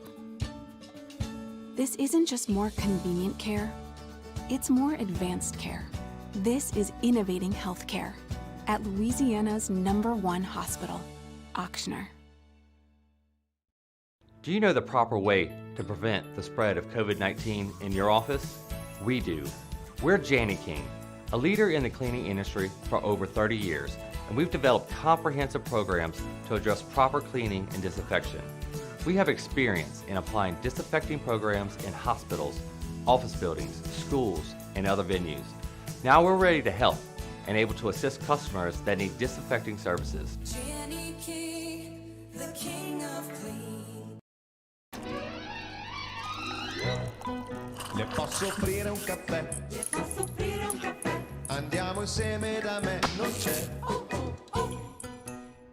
Call Mr. Electric today for electrical repairs, upgrades, and installations. ServiceMaster Elite create clean, disinfected work environments. As a local business, we take pride in serving the New Orleans and Baton Rouge areas. Our cleaning protocols follow CDC and OSHA standards for healthcare settings, offices, senior living, restaurants, and industrial plants. Contact ServiceMaster Elite to get your operation ready for reopening with germ disinfection cleaning. ServiceMaster Elite, the trusted choice in professional cleaning since 1996. Are you a licensed contractor? There's lots of good contractors in Louisiana doing work the right way, but unfortunately, too many unlicensed contractors are working outside the licensing requirements. Working as a contractor in Louisiana requires a license for the company doing the work. The Louisiana State Licensing Board for Contractors wants to help you get licensed to allow you to conduct work legally. It's not difficult to get the license. We can help you. Go to lacontractor.org for more information. Licensed contractors, it's the law. Oh, hey, what's up? It's Big D and Bubba, 100.7 The Tiger Morning Show. We'd love for you to join us every weekday, 4 a.m. till 9 a.m. Yeah, everything you want in a show. Country music. We got laughs. We got celebrity in-studio guests. We just need you. Join us every weekday morning, 4 a.m. to 9 a.m., right where it all started. That's right. Louisiana's country station, 100.7 The Tiger. To all of our heroes working on the front lines of this COVID-19 pandemic, your bravery and selflessness represent the very best of us, and we want to say thank you. I'm asking everyone around the state to join me in celebrating the heroism of our healthcare professionals on the 19th of every month at 1900 hours, that's 7 p.m. Write a note of appreciation, make plans to donate to charitable organizations, or say a prayer. To learn more, visit 19thanks.org. Thank you, and God bless. I've been doing business with Luba for 25 years. They're dependable, trustworthy. It's just the attention to detail with our clients.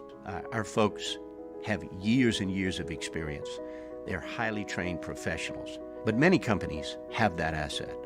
What I'd like to think makes Luba a bit different is that we use those talents in a way that truly is dedicated to serving the needs of the folks who depend on us. $10,000 off MSRP on a new 2020 Ford F-150. All new Bayou Ford vehicles come with a 1 million mile powertrain warranty.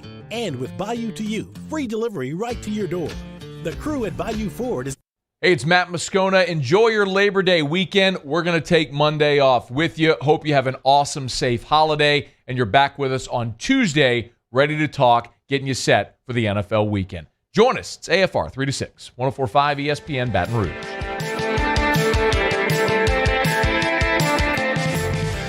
Hangin' with Hester and Hanny on 104.5 ESPN Baton Rouge and 1130 The Tiger. First class. I want a seat in first class where I was booked and ticketed. Wrong side. Okay. The tease. It's kind of, yeah. It's coming up. Coming up at the top of the hour. Oh, what a tease that was. Hey, 40 minutes from now, got it coming up. Be perfect, yeah. Hunt writes down the best Huntisms, and one guy is going to write a book, and make millions while laughing at us. Well, guys, if y'all think these are worth $1 million, y'all are sorely mistaken. You have to. Oh, Hunt still has the same plastic fireman's outfit that he's worn trick-or-treating since he was 16. Well, no, that's not the case. I did win a costume contest when I was 5. I was Popeye. I had a corncob pipe and big forearms. There you go. All right. I think you watched Popeye. That was a little too aggressive for you. I appreciate that. You get a little can of spinach that you... I did. I used to eat spinach straight from the can because Popeye did it. Like, there was a Popeye, like, he was on the actual spinach can. Yeah, I had that one. And I would actually sit there and eat it because it worked for him. I am what I am. Yeah, it's got to work for me. Hunt has his wedding is scheduled for Tuscaloosa. That's not true. Not the Hunt case. loves Tuscaloosa. Great place to hang out. See? It's known. No, it's... Yeah, it is. I love it. No, no one ever. No. I hate the school, I hate the football team, I hate their coach, hate the fans and their opinions, but I like hanging out on the strip. Strip-ish. I'd rather go to Stark Vegas. No. Yeah, Stark Vegas. Sign me up. We'll speak easy in Stark Vegas. You know that. Hunt, did you get to watch any of the college football this weekend? That's not my deal. I watched all the Cubs games this weekend and watched a little golf tour championship. I'm not as a football junkie where when when BYU and Navy are playing, whoever it was, I got to lock in. That didn't do it for me. Did it for me. I was all over it. I would have liked to have locked in on BYU and Navy for longer. I had high hopes when I did too. When I got into watch that game. I'm like, you know what? I've watched a number of Navy games, over the years, and watched a lot of them last year even, because they're on at odd times, so you can watch them in exclusive windows sometimes. I watched them play Army in New York City. We're getting ready for a Heisman ceremony. It was a very entertaining game. So I thought this might be one of those ones where Navy kind of, did what Navy does, which is run the football, control the clock, and BYU would maybe make some big plays, and that only half of that happened. Now I'll watch ACC this weekend. I'll watch some of Clemson until it gets out of hand. Who's Notre Dame playing? I'll watch some of that. But I can't get on board with BYU and Navy. That ain't going to get it. I even watched Arkansas State. That was the most Memphis. entertaining Yeah, game. it was. It kept your interest for a while. No, this weekend, Clemson is at Wake Forest. Duke is at Notre Dame. Mm-hmm. I'll watch both of those games. You want to know what one of the better games, the lower point spreads among the ranked teams is UL Lafayette's going up to Ames to play Iowa State. That's of the remaining top 25. That's one of the better games that we've got on the card. Derrick Kings with Miami, they've got something of interest, I believe. Something of interest? They play this weekend, don't they? Miami, yeah. Play UAB. Yeah. That's not of interest. Pass. UAB actually is a really well-coached football team, one of the best head coaches that a lot of people don't know in the country. And it's a guy who, kind of made his way up through the Alabama high school ranks, Bill Clark, and then he stayed. When they got rid of their football program for a little bit before he got saved, he stayed with them. And that he was the guy that could have gone elsewhere. So I love their story. They've played a game, remember, against Central Arkansas. We think that it's going to play well for them. Manny Diaz, we don't know what we're going to get from Miami. Derrick King's a very talented quarterback, but every year, and we know this because we played them in the opener a couple of years ago, it's the Miami hype. They're going to be back. They're going to have to give me a full season sample size for me to ever say Miami is back. It's kind of like Texas. There is one thing that game has going for it, though. It's on Thursday night if you want to watch. Now, for me in the regular season, in a normal regular season, which this is not a normal regular season. We really ought to have that on a drop. This is not a normal regular season. I will take the college game over the pro game 8 weeks out of 10. And the reason is that the colleges will space their bye weeks to where the Thursday night teams are not coming off of a short week the way the NFL is. Generally, those campuses are excited to have Thursday night football because, especially for the marquee game, it's usually a couple, but they get the marquee game. And, we've gotten some really good matchups, conference matchups on Thursday night, whereas the NFL players, we very well know their thoughts about Thursday night football. They hate it. They would have – tell me this, Hess, would they not have voted out Thursday night football on the CBA if it wouldn't be for two things? The extra money, which is number one, and number two, everybody likes the mini bye. The extra you get the Friday, Saturday, Sunday off. You get a long weekend. If it wouldn't be for those two things, the colleges they have their breaks built in, but this is not going to be one of those weeks because it's the opening week of the NFL season, and Texans Chiefs is something I really want to watch. I mean, Watson and Mahomes, that's going to be entertaining football. I'll keep an eye on UAB Miami, but I'm gonna this week. I'm more about the NFL game. Yeah, I'm all over the Chiefs this year. I want to see what Clyde's able to do, obviously, but they're an exciting team to watch. Sure. Even if you don't like them, which obviously in Baton Rouge there's going to be more interest because you've got, two big-time, all-time LSU players in the Honey Badger and Clyde now. But even if you didn't want to go that angle, they are a fun team to watch.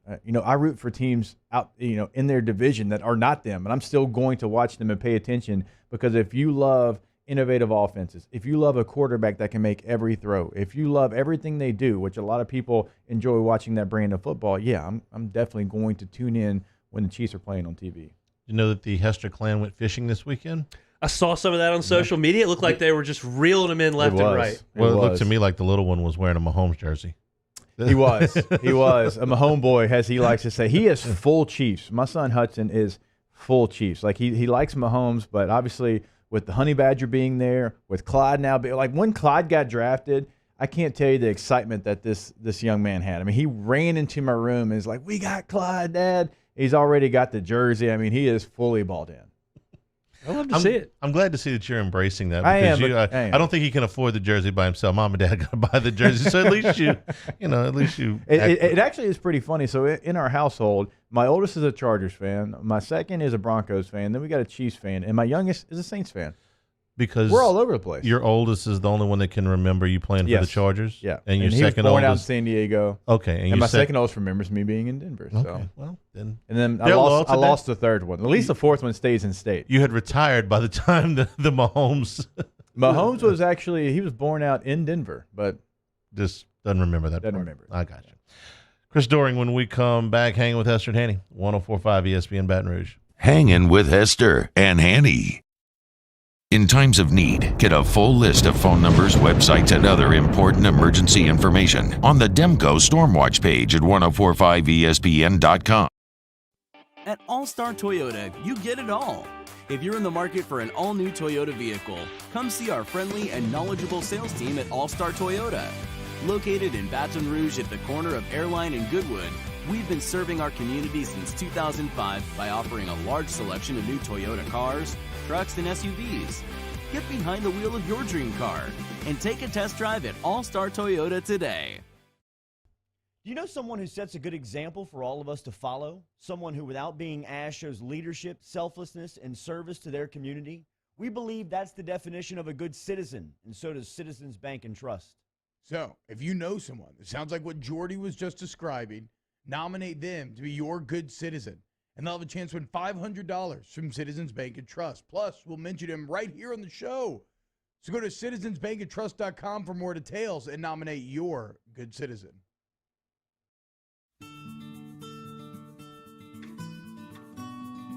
This is a house call.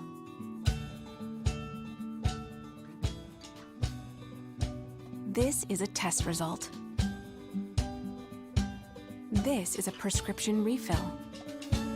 This isn't just more convenient care, it's more advanced care. This is innovating healthcare. Start your virtual visit today at Auctioner Health.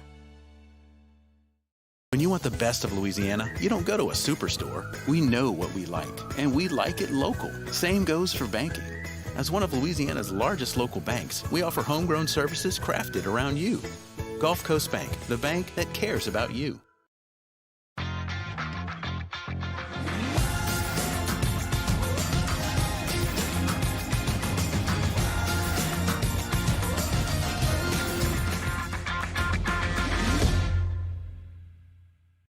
ServiceMaster Elite create clean, disinfected work environments.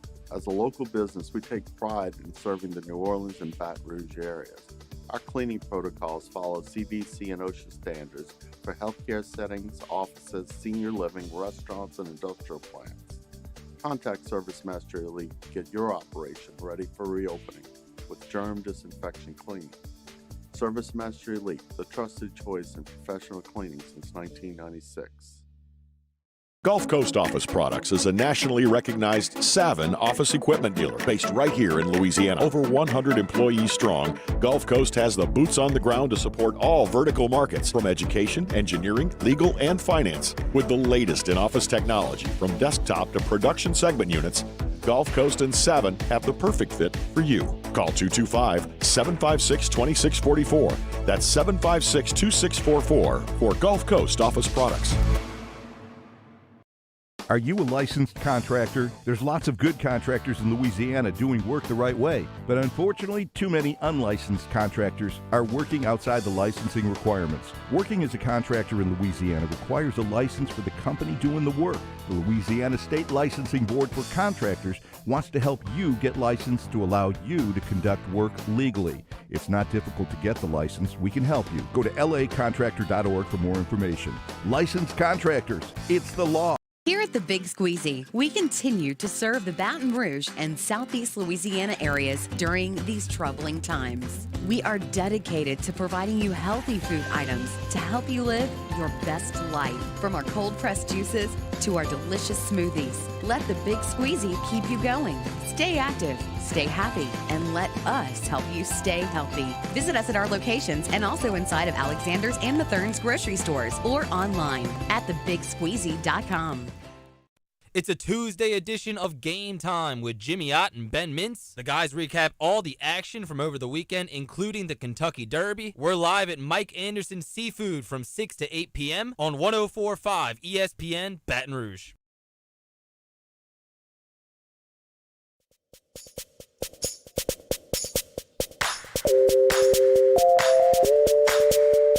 Hangin with Hester and Hanny on 104.5 ESPN Baton Rouge and 1130 The Tiger.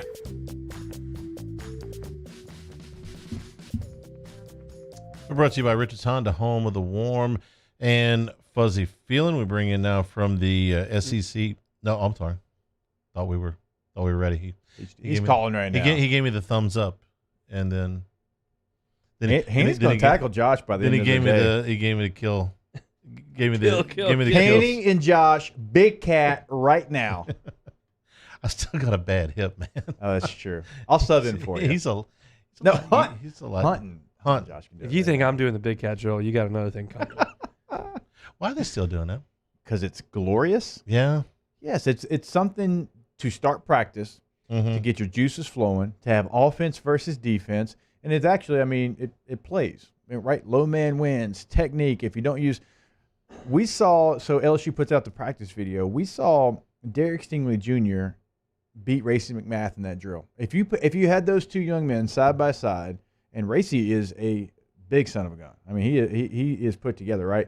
But Derek Stingley, right, gets underneath him, puts his hands on his chest plate, and drives him back. We saw that video, and so it can teach you those things. And so now, if you're Mickey Joseph, hey, there's no reason this should ever, you know what I'm saying? So you can coach off of it as well. It's a great way to start practice. I wish we could have done it when I was at LSU. We had not started that. It didn't go until I think a year or two after I was done. I would have loved to start practice, me and Stelzy one-on-one. Let's go. Well, here's how I used to start practice when y'all were out there, because people were addicted to this big cat drill. When I was covering practice, we had to run up there right when they opened the gate to try to get up there to take notes on who was winning the big cat drill. Finally, I just lost interest, and I was like, it's out there on the internet if you want to go find it. I guess Hunt hates competition and Hunt hates the big cat drill. I hated running up there to be like, oh, Jarvis Landry beat Craig Lawson in the Big Cat drill. What do we learn from that? Everything. Chris Doring is now with us. Chris, settle this argument between Hester and Hunt here. The Big Cat drill is an essential part of getting started practice. Yes or no? You're talking to a wide receiver. I hate contact drills, man. I wanted no part of any of that. Like on the days, the first day you put pads on and you go out there, I was dreading those days. Even into the NFL, I dreaded the days where I knew it was going to be an emphasis on contact, man. So I would go with the direction of the Big Cat drill is not an essential part of starting practice. Now, spoken like a true receiver. Doring, I thought I had hope because you were a special teams guy in the NFL as well. Special teams guy, bro. I hated special teams. You still did it. I never played special teams in high school. I did. I played special teams in high school. I was the actual place kicker, and I kicked off. So I did play special teams there. But I never wanted to go down and tackle anybody in high school, and I damn sure didn't want to tackle anybody in college. But there I am in the NFL having to run down and tackle people on kickoff and taking people on the front line on kickoff return. Like, that was literally the bane of my existence, and I did it begrudgingly, but not fun at all in my opinion. All right, I'm disappointed in you, Doring. Hey, we actually talked about it earlier in the show, and this isn't SEC related, but I did want to get your thoughts on it. Jay Hopson out at Southern Miss after week 1. And you and I, and really every show that I've listened to, has said there's not going to be any coaching changes this year. Nobody's on the hot seat. Nobody's going to want to pay buyouts because of all the financial things we've gone through the last couple of months. We didn't even get out of week 1 before we had our first firing. Yeah, but here's the thing, though. The writing was on the wall. He was basically a dead man walking. They didn't choose to extend his contract heading into the season. I believe it was the final year of the deal that he was in. And so I think that there was already some thought that he was not going to be around next year. It is weird, though, that after one game, you decide to pull the trigger on that. Clearly there was some sort of contentious relationship. I just think the thing that's most interesting to us here in the SEC are some of the names that Brett McMurphy put out there that might be candidates for that job, one of which being the offensive coordinator at Georgia, Todd Monken. And will that be another situation where Georgia's one and done when it comes to their OCs? Chris, we watched Navy and BYU last night. The game was a complete one-sided affair, and we found out very early that Navy had not done any tackling drills, had not done a lot of one-on-one stuff, and it showed. Coach Ken took it, complete responsibility for it after the game. We were joking in the first part of the show that a lot of coaches that still had some time left to prepare might be rethinking their practice schedules. Well, Temple's coach, Rod Carey, said today that they have to move their game against Navy from September 26th to October the 10th because they haven't been able to go 11-on-11 until just about 3 or 4 days ago. So if you watch that game and now you see what's happening with this game and you're running an SEC team, are you thinking about maybe a little bit more contact before the opener? Yeah, definitely. It's something that's a necessity. I mean, Eli Drinkwitz was on with us, Hester, a couple weeks ago, and he mentioned the fact that a lot of his guys hadn't even, been tackling since the end of November when they finished up their 2019 season. So it is a long period of time to go without having, somewhat live bullets like flying around you. I know you want to minimize the risk of injury, and certainly more so now the risk of the spread of the virus, but I do think that contact is an important part. As much as I hate to admit it, it's an important part of football as the way it's played. And so I do think you'll see teams rethinking that a little bit. I know the SEC, they pushed back the start date to the 26th, not because of any desire to take things away from the games, but more to buy themselves an opportunity to see what else was going around with how the NFL was handling training camp and how the first couple weeks of the season was going, how some of the early teams that were playing were handling this. But I think this is a great byproduct for these actual coaches and teams to see which ones are ready and which ones aren't. Because not only was the tackling an issue, I just think you look at how good and how well prepared BYU was. I mean, their offense, I believe, scored touchdowns on 4 of their first 5 possessions, really looked effective and efficient with the way they went about operating. And conversely, that Naval team, Naval Academy, which we rarely ever see them not look prepared, we're certainly out of sync. So I do think there's something to be said. We're going to see a lot of that. We're going to see, I think, a lot of games where they end up being one-sided because teams are able to have had more practice time together and utilize that practice time together more efficiently and effectively.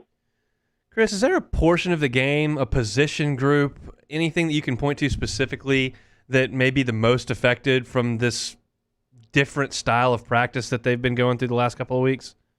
Yeah, I don't know. I think clearly when you're trying to go up against, I would say you're going up against a unique offense, but BYU didn't seem to have any problem with that last night, taking on a triple option attack. They did a great job of creating penetration and disrupting the play before it ever got started in a lot of cases. I thought they were very well prepared in terms of assignment soundness too.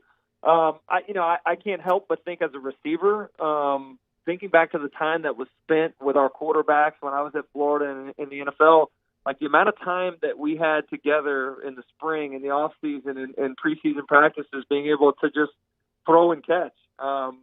Now, I don't know, Hester, if you saw this or not the other day, but Auburn's forcing everybody on the team to wear gloves. I was not a glove guy in college, and now they're making guys that never have worn gloves before have to wear gloves. That would have been a little bit of an adjustment for me. So looking at it from a biased perspective as a former wide receiver, I just think the timing and effectiveness of the passing game, to me, is something that could be affected by the limited time together over the last few months and certainly in preparation for the season. If, in fact, you have periods of time like Tennessee has had, like LSU has had with the offensive line being out, you miss a portion of days together with a position group being affected by the virus. And I think the passing game is one of those that takes maybe the most time to get the chemistry and timing together on. Now, see, the ESPN put out all their SEC predictions, and they've got the game of the year as Florida versus Georgia. And I want to ask you, when you look at that game, everybody just assumes that it's going to be whoever wins that game wins the East. Do you think that's why they have it in that position, or is it because they think Florida can overtake Georgia? And I know we think a lot of Kentucky, but it does feel like these are the two top dogs in the East. Yeah, I look at it as being a lot different from the SEC West. I mean, as I look at the West, I think everybody feels pretty good about Alabama, but I think there's a lot of varying opinions on LSU. You know, with replacing everybody are they going to be able to replace and not miss a step? I think everybody's kind of has varying opinions on Texas A&M, with Texas A&M being one that, you know, I know Reese Davis thinks very highly of. I'm not quite as high on the Aggies as some are. I think Auburn falls into that same boat. They were number 11 in the AP poll last week, and there's a lot of question marks on that team, including both lines of scrimmage and the secondary for Auburn. So I think when you look at the East, it clearly is Florida and Georgia. I don't think there's another team that you kind of throw in the mix. I know you and I are very fond of Kentucky, but I still think there's a distinct difference between where Kentucky and Tennessee are and where the top dogs, Georgia and Florida, are. So I do think there's a lot being pointed on that game as the game that potentially is going to decide who is going to get to Atlanta to represent the East. But at the same time, you look at Florida's finishing schedule, man, having to play Kentucky and Tennessee in the last two games of the season. I think it'd be a lot of fun to see both of those teams be in the mix with Florida and have that deciding factor come down to who's able to prevail in those last couple of weeks of the season against SEC East opponents. Chris, I love the fact that we're able to ask you more football questions and COVID questions finally, but I do have one, and it relates to high school football because you've kind of been keeping us monitored about what's going on with high school football in the state of Florida. Last week, the Louisiana High School Athletic Association set a hard date to start football here on October the 8th, but I'm curious as to what your thoughts are on how high school football start has gone in the state of Florida. Yeah, I told you guys last week about the Friday Night Lights scrimmage that my son's team had. They actually opened up their regular season on Friday night, a road game out in Trenton, and it is that's a very rural area here in north central Florida. Gilchrist County, I swear to God, they never even heard of COVID-19 because the social distancing was not in effect at all out there. But it seemed like any other Friday night. I have to unfortunately report that my son's team, it's the school that I also went to, the PKM Blue Wave, gave up a touchdown on the last play of regulation to go into overtime and unfortunately lost in the first overtime when they weren't able to score in their possession and won. So it was fun to get back to just normal football, being able to be around, watching these kids have a chance to play and do something they love. But here in Florida, I think the virus testing would probably reflect it, but it has been much more normal here than I think a lot of other states are operating under, and that's good in a lot of ways. I think it's bad in some ways too, but it certainly was a lot of fun out there on Friday night. So there are no attendance restrictions. It didn't look like it to me. I mean, there was a lot of you know how it is in small town high school football on Friday nights. The whole town comes out. It looked like there was quite a bit of that town that was out, and they were all bunched up pretty good in the stands for sure. Chris, we appreciate it as always. We'll talk to you next week. Stay safe. Yeah, thanks, guys. Talk to you soon. Hanging with Hester and Hanny, 104.5 ESPN Baton Rouge. Hangin' with Hester and Hanny.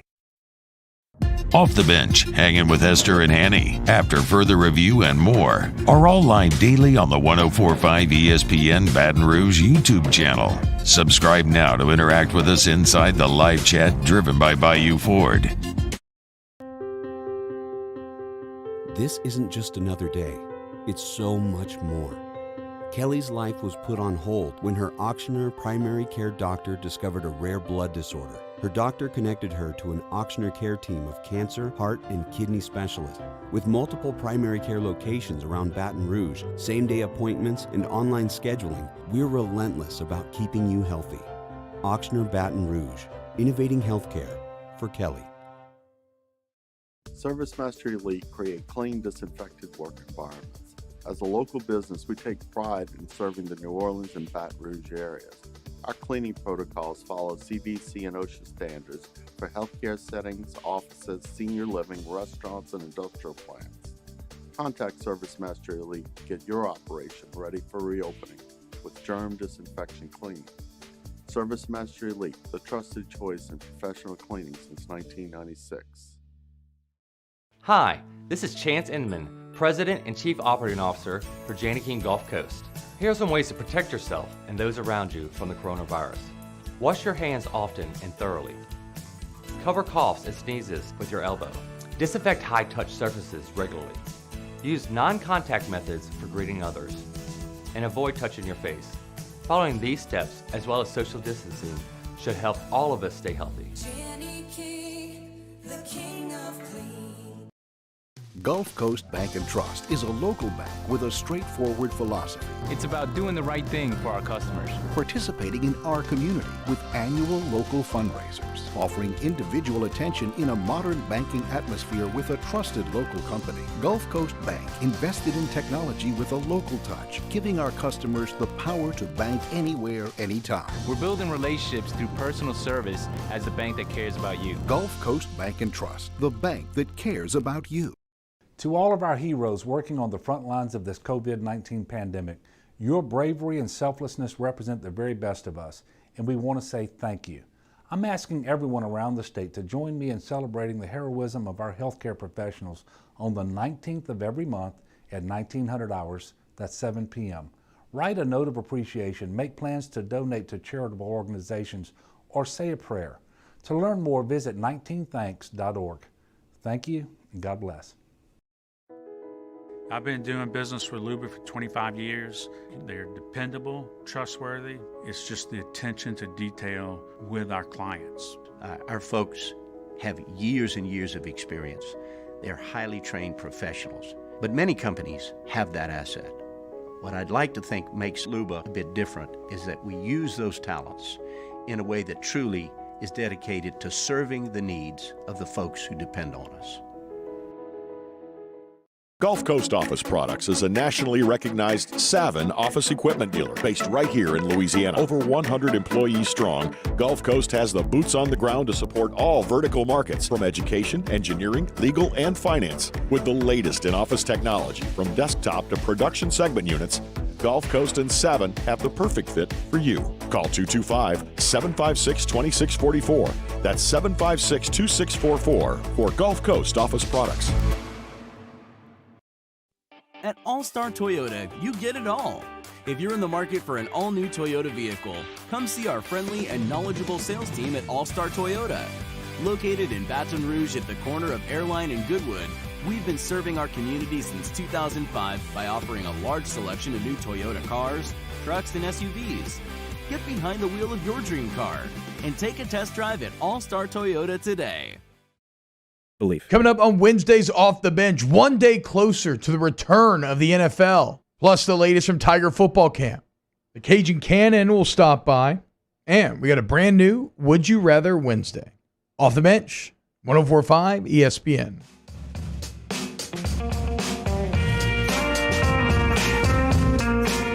Hangin' with Hester and Hanny on 104.5 ESPN Baton Rouge and 1130 The Tiger. We like Hunt so much, we're going to let him stick around for an extra segment to do first class, second class, no class. And plus he's going to feed. Oh, wait, no, he's not going to feed. He's just going to wear the shirt. But Hungry Howie's allows me to be here. Isn't that just a good enough treat? Tell us what you should be feeding us for lunch. What do you know about Hungry Howie's their crust? It's flavored. You can get the butter crust, butter cheese crust. We tell you about the butter Cajun crust. You can just do the Cajun crust. A lot of people like the onion. But you can have your crust of Hungry Howie's a number of different ways. You can get the original round. You can get a gluten-free crust. You can do the thin crust. They do deep dish at Hungry Howie's. You can get a stuffed crust.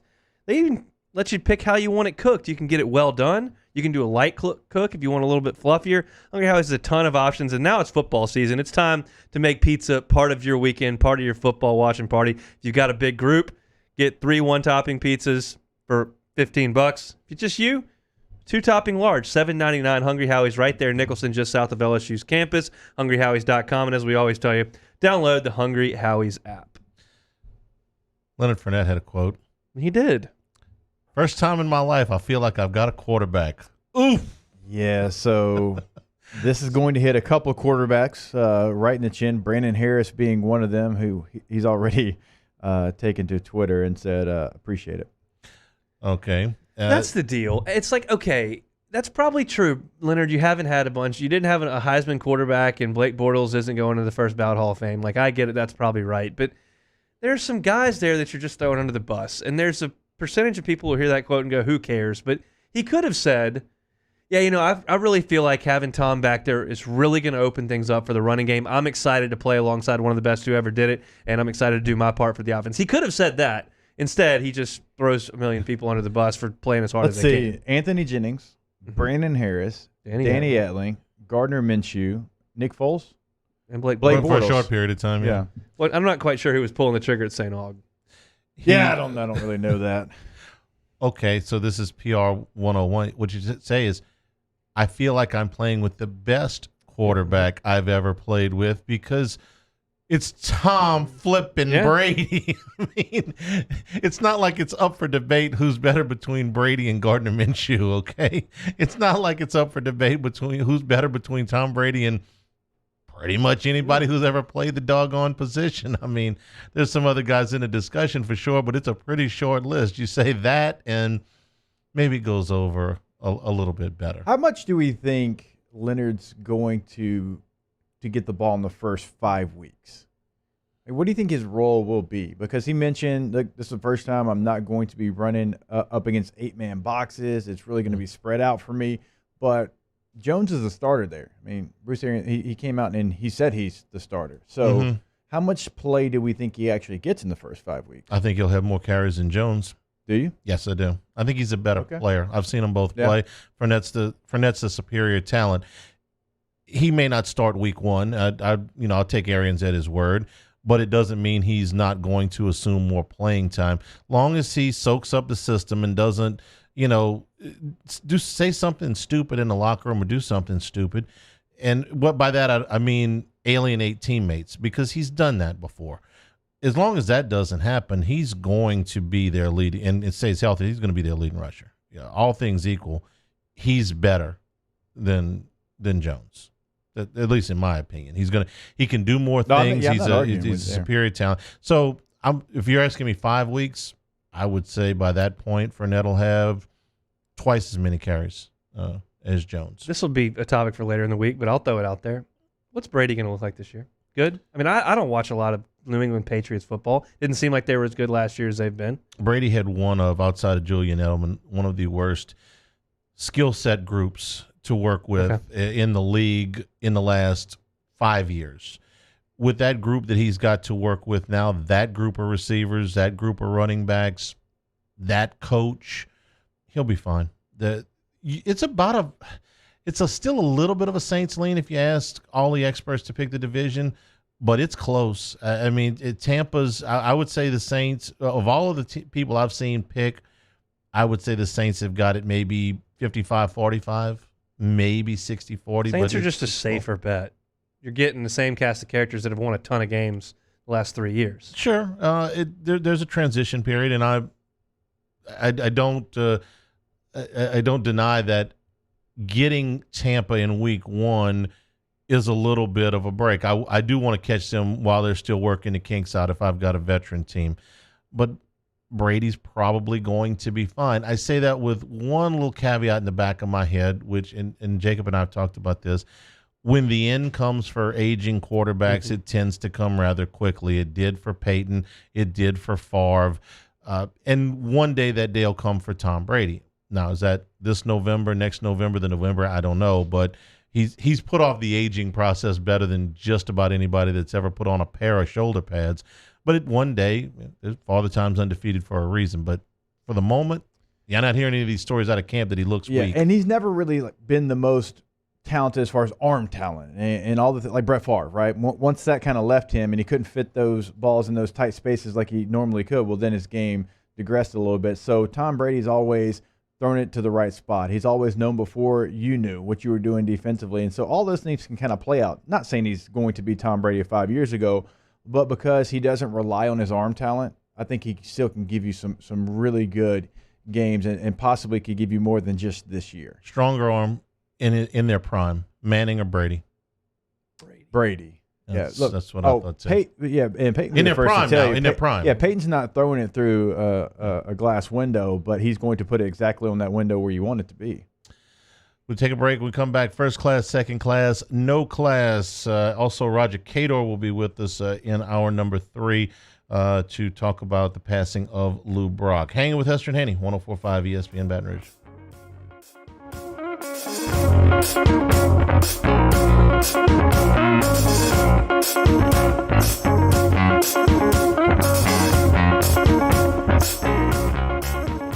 Hangin' with Hester.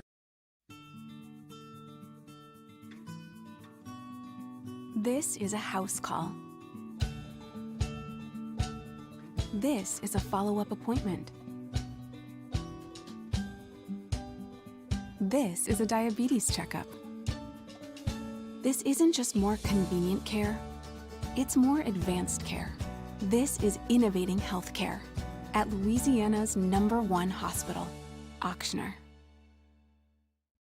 Gulf Coast Bank and Trust is giving our customers the power to bank anywhere, anytime during this challenging event. And we're right there with you. Our mobile banking app is a smart way to manage your money and time. Gulf Coast Bank and Trust, the bank that cares about you. Le posso offrire un caffè? Le posso offrire un caffè? Andiamo insieme da me, non c'è. Call Mr. Electric today for electrical repairs, upgrades, and installations. Are you a licensed contractor? There's lots of good contractors in Louisiana doing work the right way, but unfortunately, too many unlicensed contractors are working outside the licensing requirements. Working as a contractor in Louisiana requires a license for the company doing the work. The Louisiana State Licensing Board for Contractors wants to help you get licensed to allow you to conduct work legally. It's not difficult to get the license. We can help you. Go to lacontractor.org for more information. Licensed contractors, it's the law. I'm Jay Ducote. I grew up learning how to cook at LSU tailgate parties and right in my own backyard.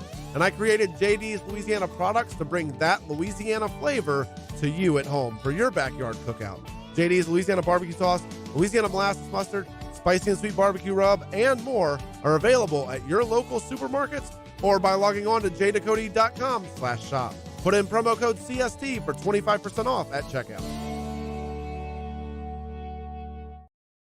At All-Star Toyota, you get it all. If you're in the market for an all-new Toyota vehicle, come see our friendly and knowledgeable sales team at All-Star Toyota. Located in Baton Rouge at the corner of Airline and Goodwood, we've been serving our community since 2005 by offering a large selection of new Toyota cars, trucks, and SUVs. Get behind the wheel of your dream car and take a test drive at All-Star Toyota today. To all of our heroes working on the front lines of this COVID-19 pandemic, your bravery and selflessness represent the very best of us, and we want to say thank you. I'm asking everyone around the state to join me in celebrating the heroism of our healthcare professionals on the 19th of every month at 1900 hours, that's 7 p.m. Write a note of appreciation, make plans to donate to charitable organizations, or say a prayer. To learn more, visit 19thanks.org. Thank you, and God bless. I've been doing business with Luba for 25 years. They're dependable, trustworthy. It's just the attention to detail with our clients. Our folks have years and years of experience. They're highly trained professionals. But many companies have that asset. What I'd like to think makes Luba a bit different is that we use those talents in a way that truly is dedicated to serving the needs of the folks who depend on us. Gulf Coast Office Products is a nationally recognized Savin office equipment dealer based right here in Louisiana. Over 100 employees strong, Gulf Coast has the boots on the ground to support all vertical markets, from education, engineering, legal, and finance. With the latest in office technology, from desktop to production segment units, Gulf Coast and Savin have the perfect fit for you. Call 225-756-2644. That's 756-2644 for Gulf Coast Office Products.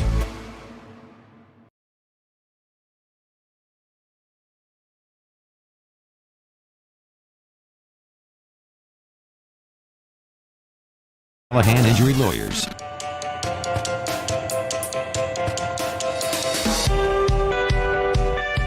Hangin with Hester and Hanny on 104.5 ESPN Baton Rouge and 1130 The Tiger. First class. I want a seat in first class where I was booked and ticketed over a month ago. Second class. That no man should be subjected to the indignity of being labeled or treated like a second-class citizen. And no class. My life had become like school on Sunday. No class. I'll tell you what then. Why don't you call me sometime when you have no class? First class, second class, no class, brought to you by Relief Telemed for businesses that have frequent interactions with the public, like restaurants, retail stores, service-based businesses that can't afford to shut down or send home employees. Relief's COVID mitigation platform takes the hassle, chaos, and stress out of having your employees tested for COVID. The process starts with a video visit with a physician and ends with a custom action plan for every employee, and through a dashboard, you know exactly when your employees can come back to work. They offer on-site and off-site testing options, and they've done great work out at LSU, where some of the numbers look pretty good. You're exactly right, Hanny. If it's good enough for LSU, it is good enough for your business. It was good enough for my business up in North Louisiana. They are going to have your business up and running. They're going to get those results back to you extremely fast so you can make the best case scenario for your business. Again, when LSU was looking, and LSU could have looked a lot of places within not only the state of Louisiana but across the country, they chose Relief Telemed. Can I go first? Because this is a nice segue into my first class.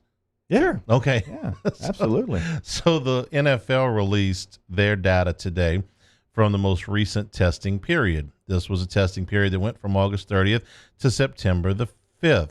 They tested 2,641 players. One tested positive, 0.0004%. They tested an additional 5,708 personnel. 7 tested positive, 0.0012.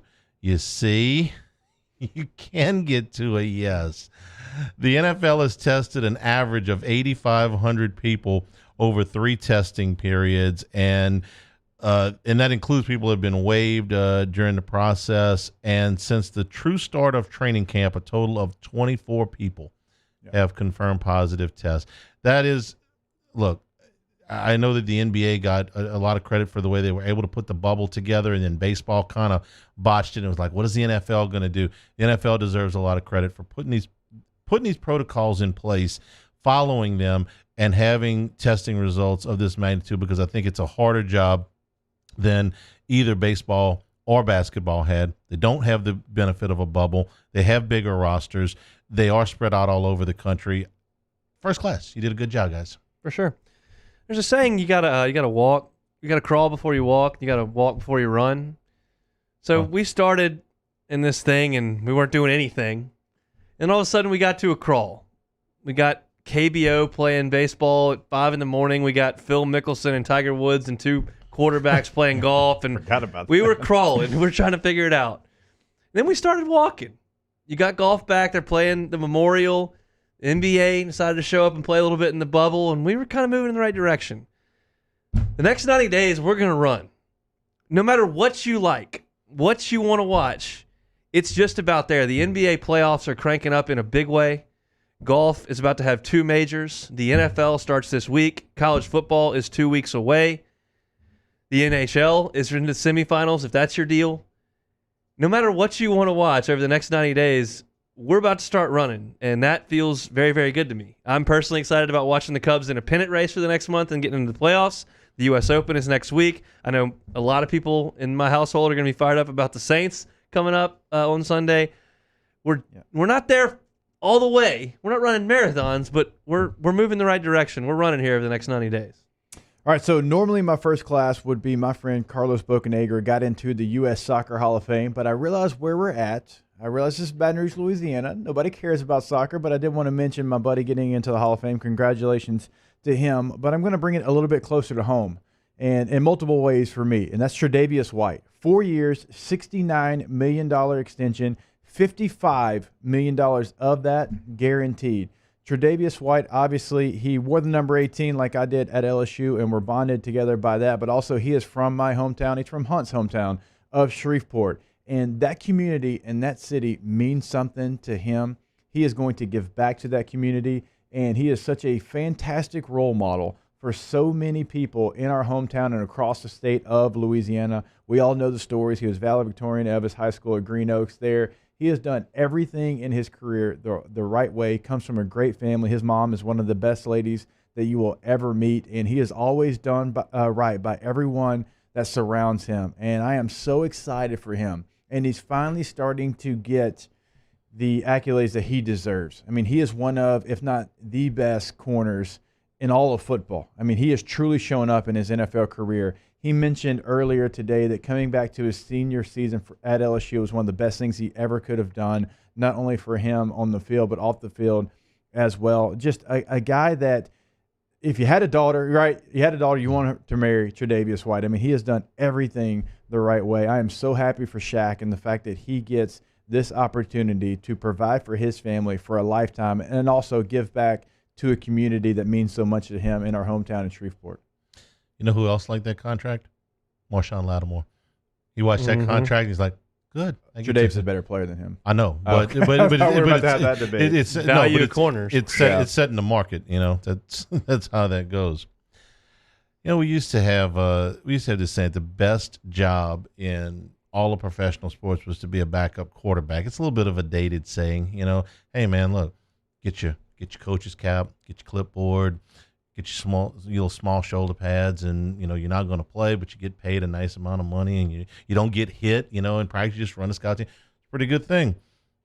Well, now backup quarterbacks play a lot, so it's kind of a dated saying. But Josh McCown may bring this back. Okay, Josh McCown has the sweetest deal in professional sports this year.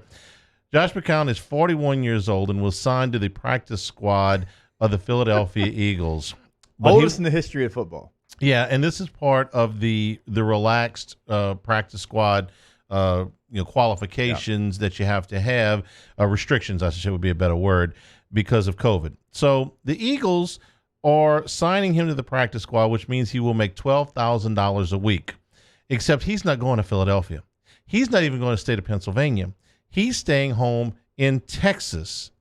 He will he will be in video meetings. Okay, he'll be in the Zoom meetings, but he never has to go to practice, never has to go to the stadium, certainly doesn't have to dress out for games. He is there merely as a $12,000 a week insurance policy in case something happens to Carson Wentz or Nate Studfield or Jalen Hurts, who is also there in what is probably multiple capacities there. This is a sweet gig. Now, I know he's got to keep himself in shape, and I know he's still got to go to the meetings in his office, but this guy may make $204,000 for the regular season and never leave his house. That's quality. That's a good deal. I would argue that might be first class. That's a tip of a cap. You may be sure. It's like for Josh McCown, it's good with a chance to be great. Like this is good. I'm going to get all this money. They make the playoffs. I get a playoff share. They go to the Super Bowl. I get a ring. And I ain't never left my living room. That's hell of a deal. That's some quality stuff. So I've been on LSU football for my second class the last few weeks and kind of talking about guys who have a chance to really step up and have a huge impact on this season. And good with a chance to be great is what we're going with, and I think this applies big time here. In all the hoopla of last year, and all the draft picks and all the records and all the trophies and awards, this guy was pretty good, and no one really took a ton of notice to it. It's Cade York. Now, it wasn't perfect. He was only 21 of 26 on field goals, but you're talking about some really big field goals. He made 2 50-plus yarders against Texas A&M. In the first half of the Alabama game, how big a spot is that for a freshman? He makes a 40 and a 45-yarder. In the SEC championship game, he made one from over 50. He's the second kicker in LSU history with 4 50-yard field goals in a single season, and he's just a freshman. Now, we had 4 missed extra points. That's not ideal, but he had a chance to kick a lot of those. Scored a lot of touchdowns. But overall, a very, very good season for Cade York. This year, we may need him a little bit more because I don't know if we're going to beat everybody by 40 points this year. You might get in some tight games. You might need one to go through late in the fourth quarter. Might need one to go early to get things moving. Good with a chance to be great. Second class, Cade York on this LSU football team.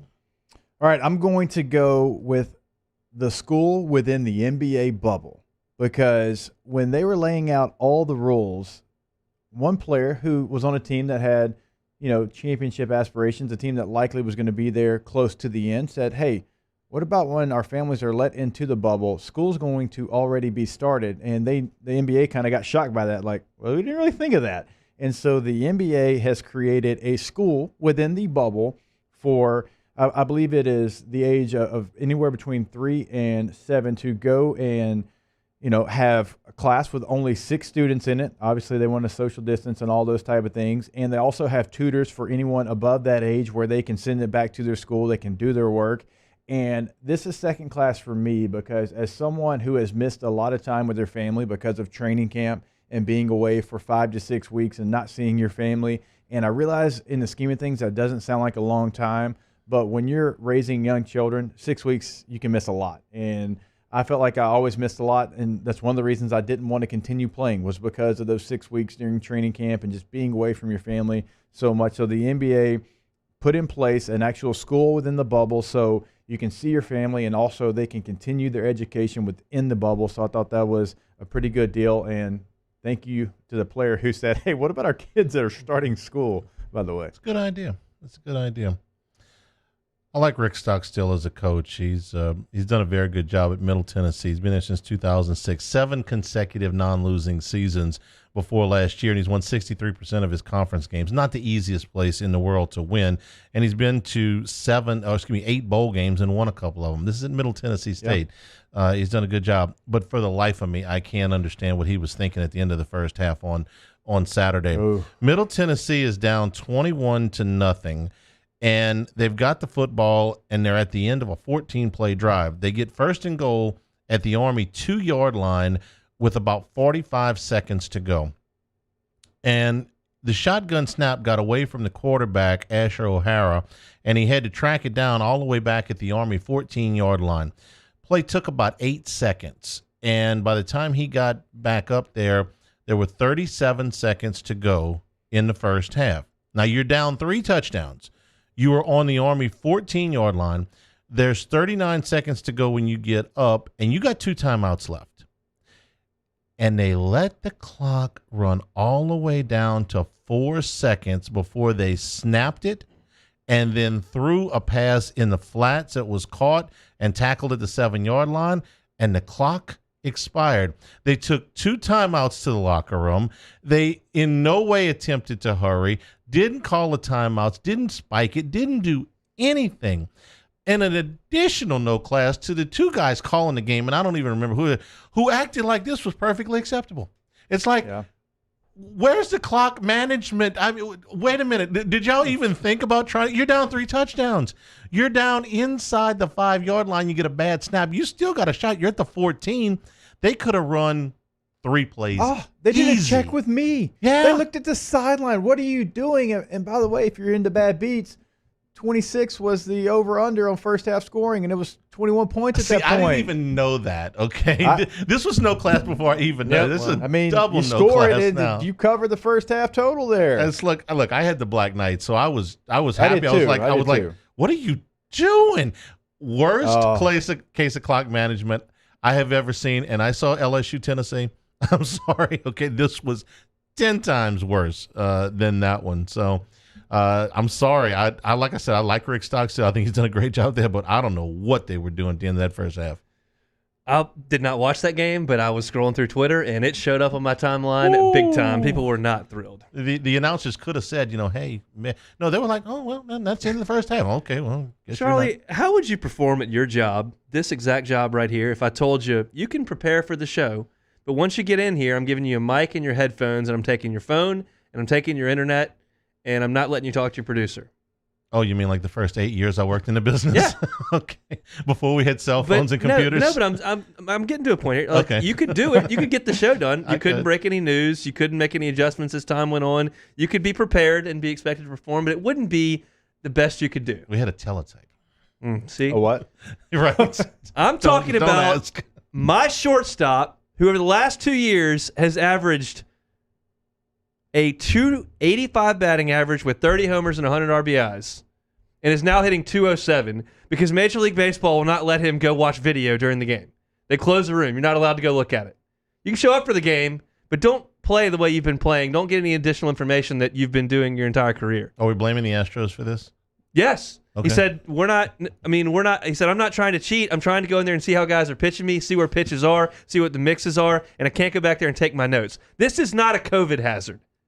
Let us go in there and watch some film. Javi Baez needs to be hitting homers and driving in runs for the Cubs, and he's not. And I'm not happy about it, and I'm probably deflecting a little bit, but I have a microphone and the ability to yell and scream, and I'm going to do it. Major League Baseball, Javi needs to go watch some film. Let him watch some film so you're in no class until morale improves. Didn't bother Ted Williams when he was hitting. He didn't have much tape to Ted watch. didn't have the ability to watch film before. They didn't take it away. They just didn't give it to him initially. I think they could let him go back out there as long as he doesn't have a garbage can. Yeah. Go watch all the video you want. Just leave the garbage can back out. I'd just back be a good outside. hitter like Freddie Freeman who adjusts and is batting over 300. Yeah. You could do that. I don't want to hear about Freddie Freeman or Ted Williams. I only care about Javi. I need homers. I need RBIs. I need W's. I'm getting none of that. I need it. No class, MLB. Let him go watch tape. All right, so I was going to go with Siakam there for the Raptors. He did a little sweet chin music right there to the Boston Celtics center. But I'm like, you know what? I love Shawn Michaels, a WWE wrestler, so I can appreciate him with a little sweet chin music. So I decided not to do that, and I'm going to go with Eric Hosmer. Eric Hosmer is a good dude. But Eric Hosmer was signed to an 8-year, $144 million contract, and it wasn't to bunt. He's bunting with 2 strikes, I might add. The ball hits his finger. Now he has a fracture in his hand, and he is going to miss 6 to 8 weeks. He was bunting in the first inning with 2 strikes. Eric, they didn't sign you to that contract to bunt. I understand you want to beat the shift, and you want that swing the bat. What in the world are you doing? Now, a team in San Diego that hasn't made the postseason since 2006 is going to miss one of their best hitters. Now, you've got Moreland, who you traded for from the Red Sox, so you have a pretty good guy that can plug into first base. But Hosmer was having a really good year. How do I know, Hanny? Because he's on my fantasy team. Oh, now we get to the root of this. I have a National League only league. There's not a lot of players out there, and you break your finger with 2 strikes bunting in the first inning. Go get Rizzo. Get out of here. He's already been there. We've been there, done that with Rizzo. Did you think that sign came from the dugout? With 2 strikes? What are you doing? Break your finger. You deserve to break your finger if you're bunting with 2 strikes in the first inning. You're a power hitter. First class, second class, no class, brought to you by Relief Telemed. We'll take a break.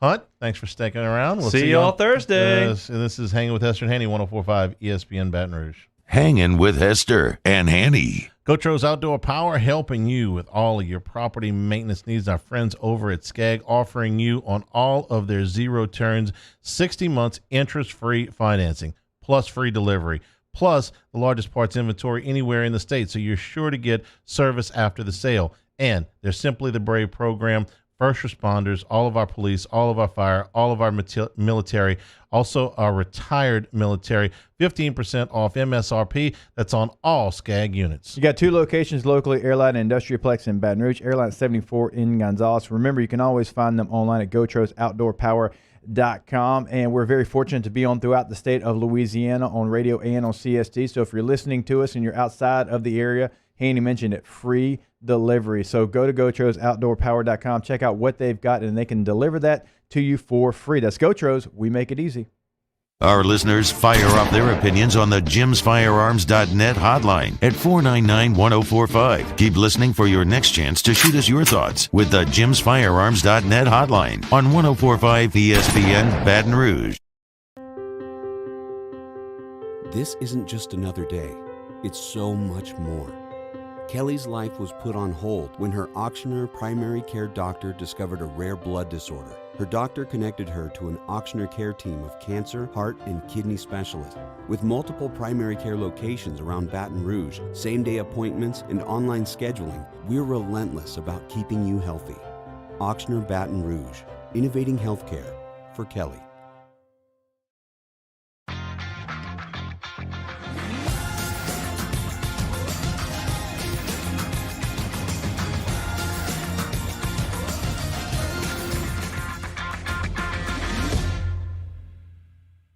When you want the best of Louisiana, you don't go to a superstore. We know what we like, and we like it local. Same goes for banking. As one of Louisiana's largest local banks, we offer homegrown services crafted around you. Gulf Coast Bank, the bank that cares about you. ServiceMaster Elite create clean, disinfected work environments. As a local business, we take pride in serving the New Orleans and Baton Rouge areas. Our cleaning protocols follow CDC and OSHA standards for healthcare settings, offices, senior living, restaurants, and industrial plants. Contact ServiceMaster Elite to get your operation ready for reopening with germ disinfection cleaning. ServiceMaster Elite, the trusted choice in professional cleaning since 1996.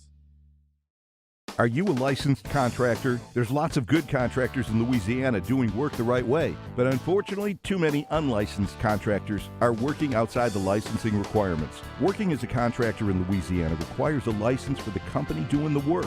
The Louisiana State Licensing Board for Contractors wants to help you get licensed to allow you to conduct work legally. It's not difficult to get the license. We can help you. Go to lacontractor.org for more information.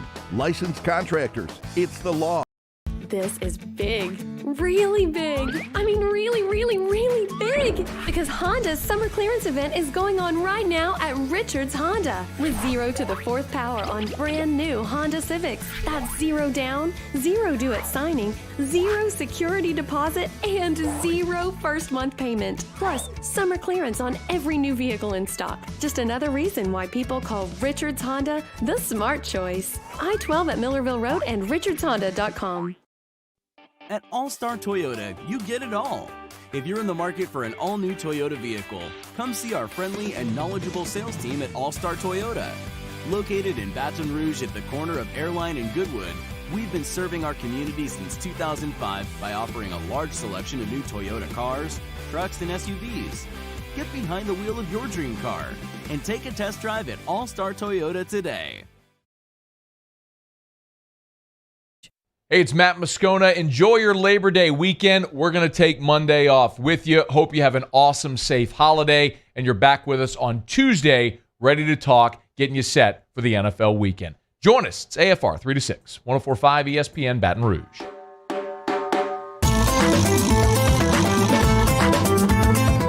Hangin with Hester and Hanny on 104.5 ESPN Baton Rouge and 1130 The Tiger.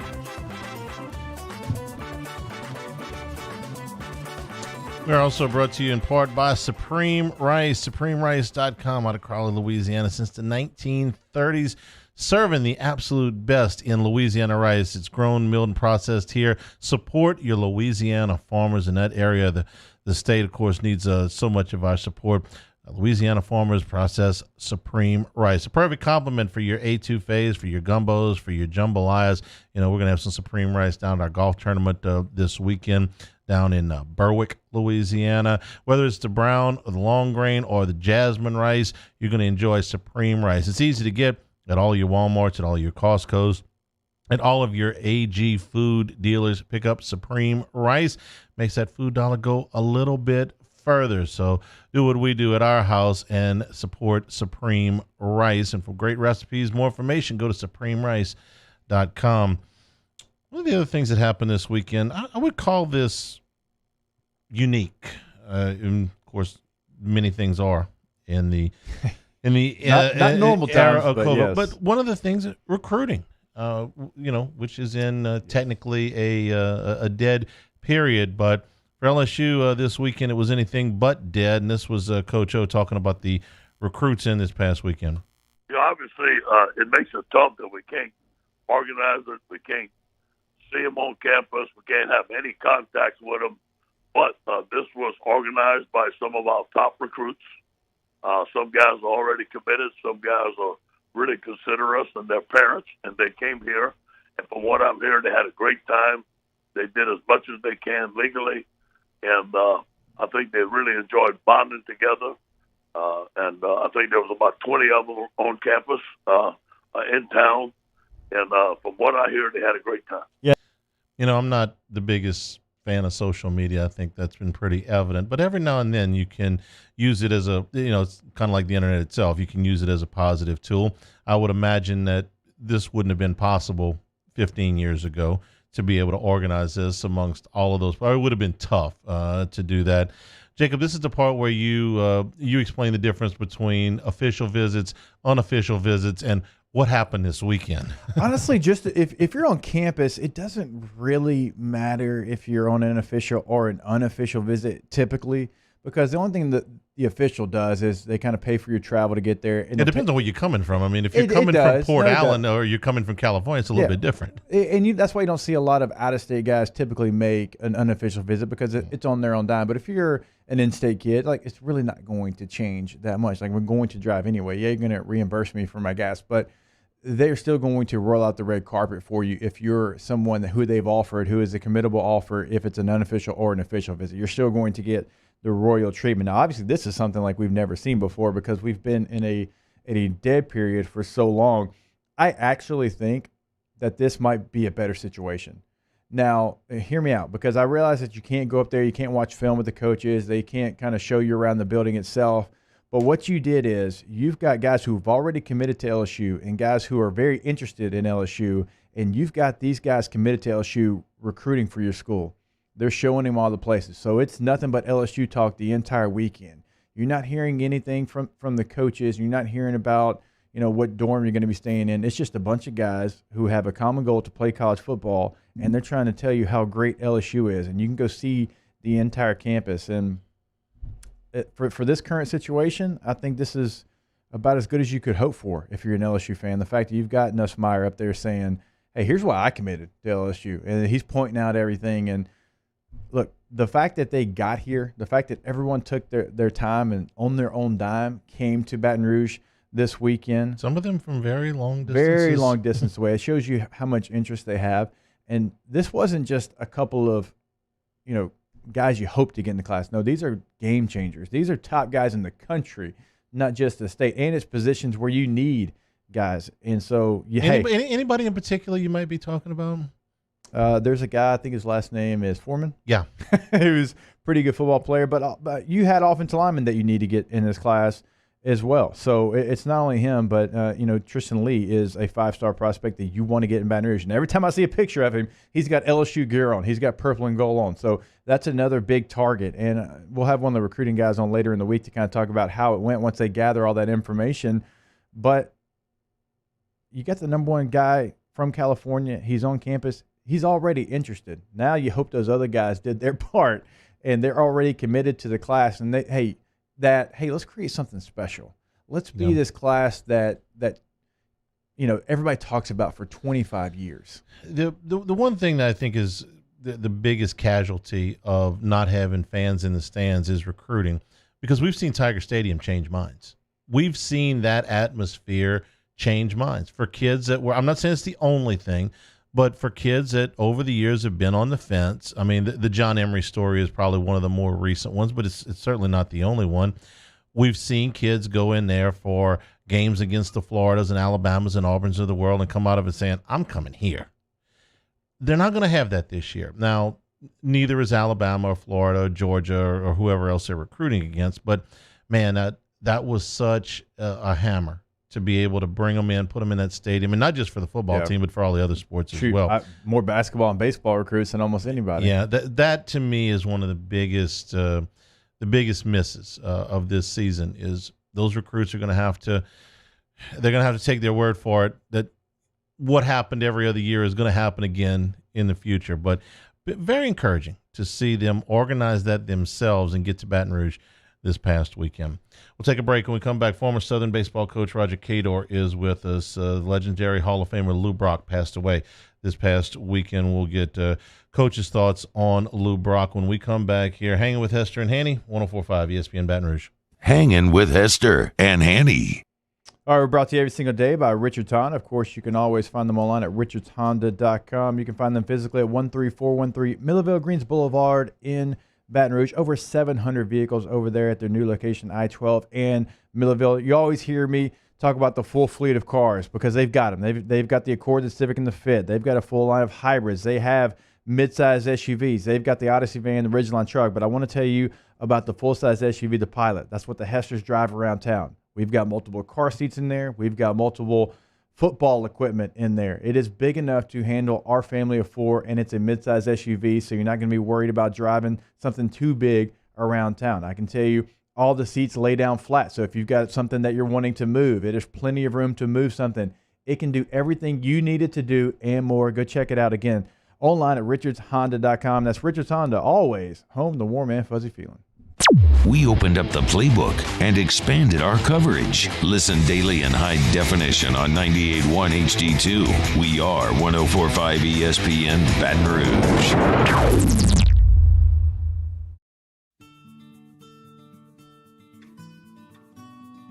This is a house call.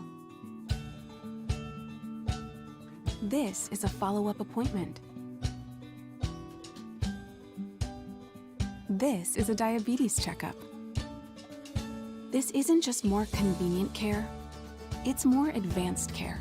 This is innovating healthcare at Louisiana's #1 hospital, Ochsner. Gulf Coast Bank and Trust is a local bank with a straightforward philosophy. It's about doing the right thing for our customers. Participating in our community with annual local fundraisers. Offering individual attention in a modern banking atmosphere with a trusted local company. Gulf Coast Bank invested in technology with a local touch, giving our customers the power to bank anywhere, anytime. We're building relationships through personal service as the bank that cares about you. Gulf Coast Bank and Trust, the bank that cares about you.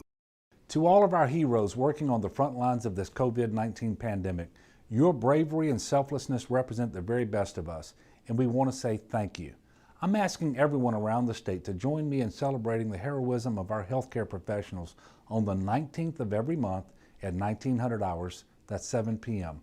Write a note of appreciation, make plans to donate to charitable organizations, or say a prayer. To learn more, visit 19thanks.org. Thank you, and God bless. I've been doing business with Luba for 25 years. They're dependable, trustworthy. It's just the attention to detail with our clients. Our folks have years and years of experience. They're highly trained professionals. But many companies have that asset. What I'd like to think makes Luba a bit different is that we use those talents in a way that truly is dedicated to serving the needs of the folks who depend on us. Gulf Coast Office Products is a nationally recognized Savin office equipment dealer based right here in Louisiana. Over 100 employees strong, Gulf Coast has the boots on the ground to support all vertical markets from education, engineering, legal, and finance. With the latest in office technology from desktop to production segment units, Gulf Coast and Savin have the perfect fit for you. Call 225-756-2644. That's 756-2644 for Gulf Coast Office Products. ServiceMaster Elite create clean, disinfected work environments. As a local business, we take pride in serving the New Orleans and Baton Rouge areas. Our cleaning protocols follow CDC and OSHA standards for healthcare settings, offices, senior living, restaurants, and industrial plants. Contact Service Master Elite to get your operation ready for reopening with germ disinfection cleaning. Service Master Elite, the trusted choice in professional. It's a Tuesday edition of Game Time with Jimmy Ott and Ben Mintz. The guys recap all the action from over the weekend, including the Kentucky Derby. We're live at Mike Anderson's Seafood from 6 to 8 p.m. on 104.5 ESPN Baton Rouge. Hangin with Hester and Hanny on 104.5 ESPN Baton Rouge and 1130 The Tiger. Over the weekend, Southern University in the sport of baseball lost a legend when Lou Brock passed away at the age of 81. Lou Brock was the first Major League Baseball Hall of Famer and the first World Series winner from an HBCU, and that was, of course, Southern University. A five-time All-Star, over 3,000 hits in his career, and for a long, long period of time, the stolen base Josh, that's on the air. Okay. We had him. Let me get back. Where was I? Yes. For a long time, Major League Baseball's all-time stolen base leader, and still some 40-plus years after his retirement, still number 2 on the all-time list of stolen bases. Coach Roger Cador knew Lou Brock very well, and he joins us now. Coach, good afternoon. How are you? Fine, Hanny. How are you? I'm doing very well. You knew Lou Brock, and you told a fascinating story about how it was that Lou Brock got to Southern University, where the Jaguars won an NAIA national championship in 1959. How Lou Brock got to Southern in the first place? Well, back in the days, that's the way it happened. He literally walked to Southern. He left North Louisiana with literally what he had on his back, not knowing what he was going to find in Baton Rouge. But he knew he wanted a better life than he had in North Louisiana. So he came to Southern, walked on. Nobody knew who Lou Brock was. And he got there without no money. He was finning to eat. And finally the baseball tryout came, and he went out. And he was so weak, he fainted. And the coaches back then, they didn't have the medical situation that exists today. They give the lad a few swings. And he had 5 swings, and he hit 2 balls out the park. And that got him started. They gave him a meal card, gave him some money to get in school, and the rest is history. He fainted because he was hungry, correct? Yeah, he had not eaten. That's the story he told me. And he told the story hundreds of times. Coach, he was still instrumental after he left Southern. He would come back here. He played a role for you, an inspirational role, when you were a player at Southern. He certainly did. He was on it every year. Well, I was there from 70 to 73. On his way, before he went to spring training, he would come and spend about 5 days to a week with us. And what he would do is, because of Emory Hines, he would allow Lou to teach whatever he wanted. And Lou taught us the finer points of baseball. One thing I picked up from Lou was his base stealing technique. And, and I learned this at Southern, but never got to use it at Southern, but got to use it in the pros. Lou told us that it was 13 steps. Once you take a lead from first, you do your crossover, 13 steps, and a short slide to second base, you would be a successful base stealer. Well, I worked on it. And if you look at my stolen base percentages in the minor league, extremely successful based upon what Lou Brock taught. Lou Brock led the league in stolen bases 8 times, but the last time might have been the most remarkable, Coach, because he stole 118 bases, and that record stood until Ricky Henderson broke it in 1981. But here's the stat when I was doing my research on this that blew my mind. Ricky Henderson stole 130 bases at the age of 23. Lou Brock stole 118 bases at the age of 35. Now, what kind of shape did he keep himself in to be able to steal 118 bases at the age of 35? Well, he ironically, he didn't train much. he had the ability to maintain the same body weight, and he did them basic things because he said the training that they did do today, he didn't do it. He said obviously he did some, but he said he had to work. He had to do something to earn a living in the off season. For the most part, they weren't making a lot of money.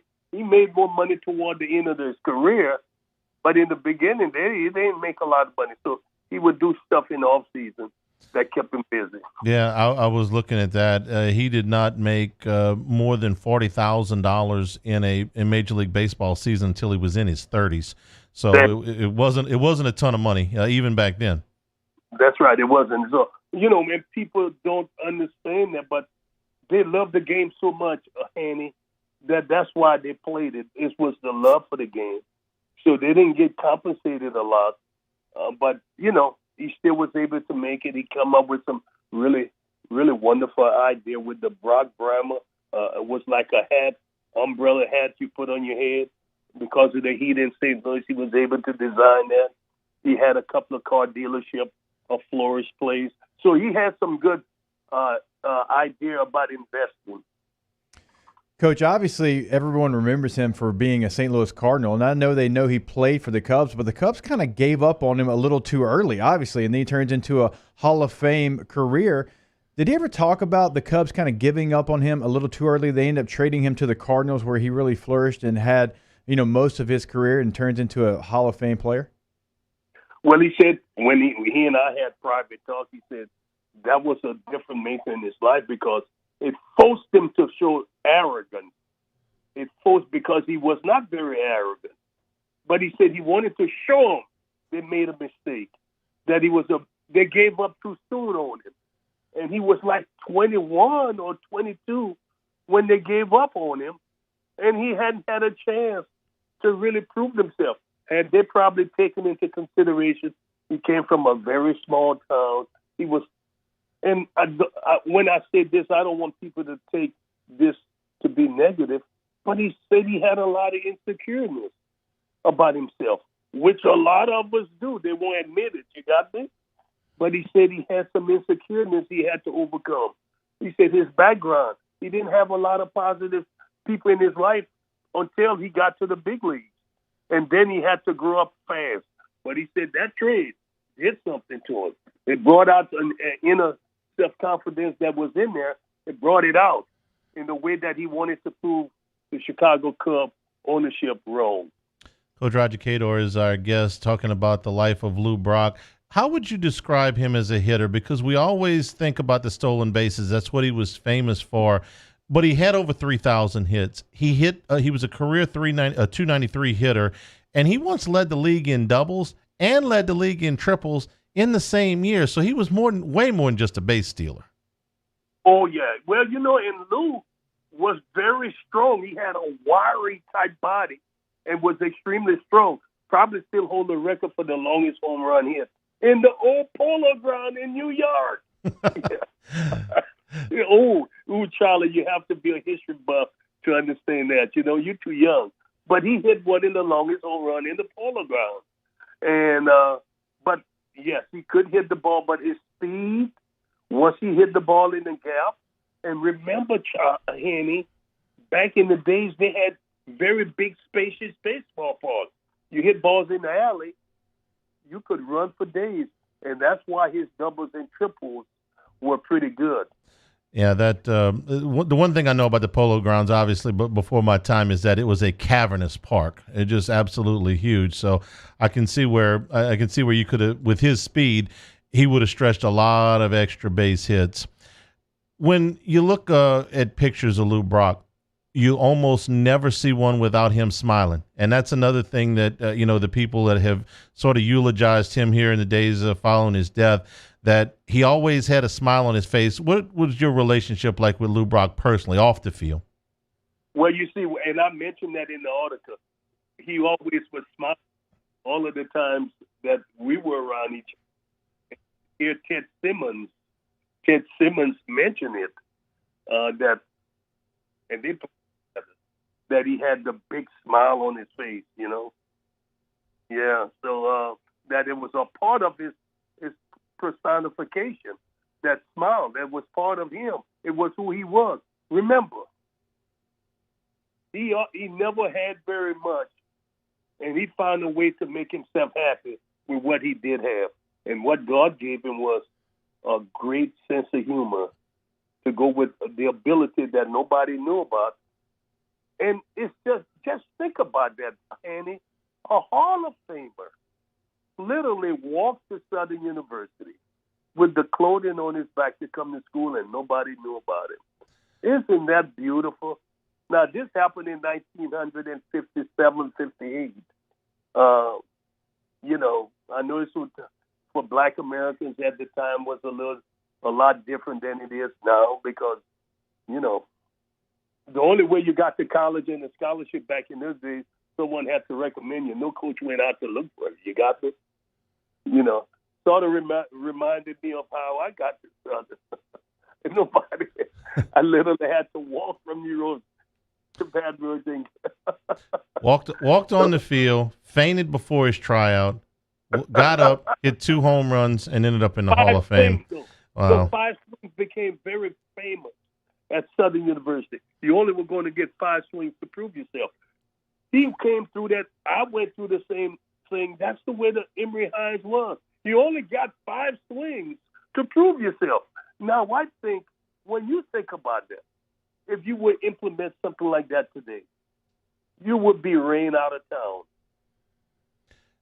That's all we had, 5 swings. That's pressure. You talk about pressure, 5 swings, and your whole career depends on it. Coach, thank you for spending some time with us today. We appreciate it. The great Lou Brock passing at the age of 81. Thank you, Coach. Okay, Hanny, take care. We'll take a break and we'll come back. I'm sorry. I do have a point. He mentioned he walked. He's from Colston, Louisiana, and I want to say that he said North Louisiana. It's almost touching Arkansas, and so I looked it up. To walk from where he walked from to Baton Rouge, Louisiana, is a 3-day, 10-hour walk. 3 days and 10-hour walk, and that's today, where there's obviously more roads and more ways as the crow flies, like you like to say, right? Yeah. There's easier ways to get there. Back when he did it, I'm sure he had to go through some woods, some terrain, and it was probably very difficult. So today it would be over 3-day walk. He fainted because he was hungry. Goodness gracious. Ask us when we come back here. Hanging with Hester and Hanny, 104.5 ESPN Baton Rouge. Hanging with Hester and Hanny. GMFS Mortgage, GMFSmortgage.com.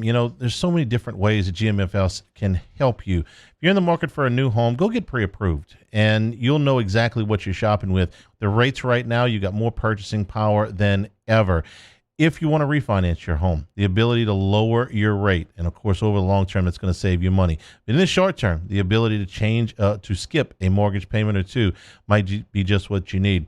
If you want to add on to your current home, a construction loan, those are available as well. They can help you with that. Start your journey with a GMFS mortgage counselor here locally. They'll ask you a few questions. You'll lay out your goals, and then you'll pick the path that is best for you. They'll help you out all the way through the closing, and I think you're going to be really pleased at how fast that process goes. For me, it was a godsend. For you, it can be life-changing. That's what they talk about when they say they're changing lives. Start your journey today at GMFSmortgage.com. Saints coverage, Chiefs, Cowboys, Thursday night, Sunday night, and Monday Night Football. From the opening kickoff to the playoffs and the Super Bowl, the NFL lives on 104.5 ESPN Baton Rouge. Oh, hey, what's up? It's Big D and Bubba, 100.7 The Tiger Morning Show. We'd love for you to join us every weekday, 4 a.m. till 9 a.m. Yeah, everything you want in a show. Country music. We got laughs. We got celebrity in-studio guests. We just need you. Join us every weekday morning, 4 a.m. to 9 a.m., right where it all started. That's right. Louisiana's country station, 100.7 The Tiger. Are you a licensed contractor? There's lots of good contractors in Louisiana doing work the right way, but unfortunately, too many unlicensed contractors are working outside the licensing requirements. Working as a contractor in Louisiana requires a license for the company doing the work. The Louisiana State Licensing Board for Contractors wants to help you get licensed to allow you to conduct work legally. It's not difficult to get the license. We can help you. Go to lacontractor.org for more information.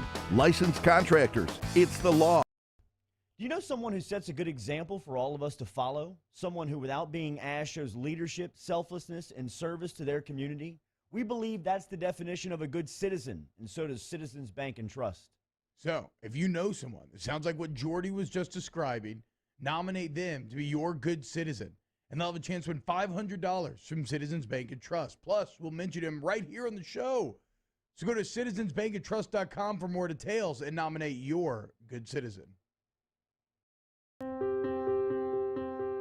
This isn't just another day.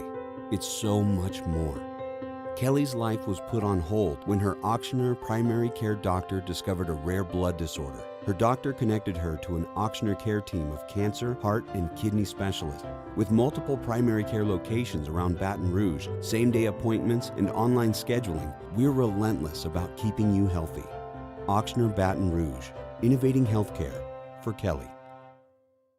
Here at the Big Squeezy, we continue to serve the Baton Rouge and Southeast Louisiana areas during these troubling times. We are dedicated to providing you healthy food items to help you live your best life. From our cold-pressed juices to our delicious smoothies, let the Big Squeezy keep you going. Stay active, stay happy, and let us help you stay healthy. Visit us at our locations and also inside of Alexander's and Mathern's grocery stores or online at thebigsqueezy.com.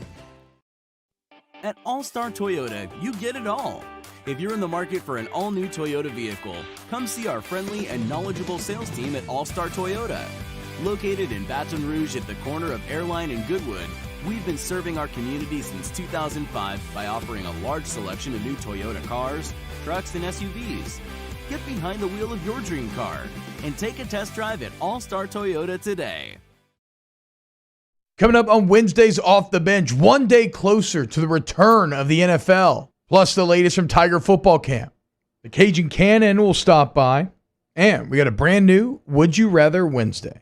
Off the Bench, 104.5 ESPN. Hangin' with Hester and Hanny on 104.5 ESPN Baton Rouge and 1130 The Tiger. All right, we go to Ask Us, and thanks for all the nice words for Coach Kador. It's always great to talk with him, the historical perspective that he's able to give. Always something that we enjoy. All right, Ask Us, who you got in the U.S. Women's Open? I saw the 2 seed, whose name I'm forgetting right now.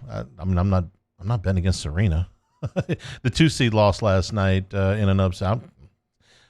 Serena.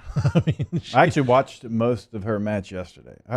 If you've never seen her in person, she is incredibly impressive. Like when you see her, you met her? Yes, and she just looks like she would dominate anybody in any sport if you gave her enough time. I mean, she looks like that kind of athlete. And she looks healthy right now. I mean, I think the last couple she was fighting some injury or another, and I think she looks healthy right now. I'm not betting against her. Ask Us, when's the moment hit you wanted to do sports talk radio? Mine was I was in San Diego playing for the Chargers, and I got asked to guest host a radio show out there on the flagship station for the Chargers and fell in love with it. That was probably 2010, and so I would do every single rep. If anybody asked me to do an interview, I knew that was an opportunity to get a rep, and I would say yes, and I started to co-host the show in the off-season once a week. I had done radio in high school, but not sports talk radio. I'd done a little bit of play-by-play, and I was a DJ, and I did some news and stuff like that. I didn't even know there was sports talk radio until I got to college. As soon as I heard it, I knew I wanted to do it, and then I was in the right place at the right time. Let's see, soccer or badminton? Soccer. That one was more for me. Actually, I love badminton, by the way. It's fantastic. Let's see. Ask Hester, who you taking in the Big Cat drill, Quinn Johnson or J.C. Copeland? I'm going Quinn Johnson over everybody. Quinn Johnson was J.C. Copeland was a big man. Yeah, he was, and he would dominate me, but not Quinn Johnson. Quinn Johnson was a brick wall. When he was a linebacker, not a fullback, he would be standing still, not trying to be an All-American on scout team, and you couldn't move the guy. I'm talking about every fullback and tight end I saw try to block him. He was a brick wall. Okay, well, I got it. Ask Us, ever been to the Prop Stop? I have not. You? Yes, I have. Let's see. Okay. Ask Jake, what's the most difficult show, this one or being on Sirius? So the Sirius show is completely different than this one because we have to talk about not only 14 teams, but we have to talk about multiple sports. And so you don't just hone in on one sport. Now, obviously, football is going to be the driver, but you have to learn about all 14 teams. And so you have to do a deep dive. But I tell you what, it comes in handy during football season whenever LSU has a SEC opponent because I've already kind of got a book on them. And so they're different in different ways. I can tell you this, Hanny has made my life much easier because I know Hanny's going to be here. I know Hanny's going to be on time, and I know Hanny's going to be prepared. Well, I appreciate that. All right, give us out of the random generator. We got a little bit of time. All right. Here. So what is the next giant life goal you have? The next giant life goal I have. Wow.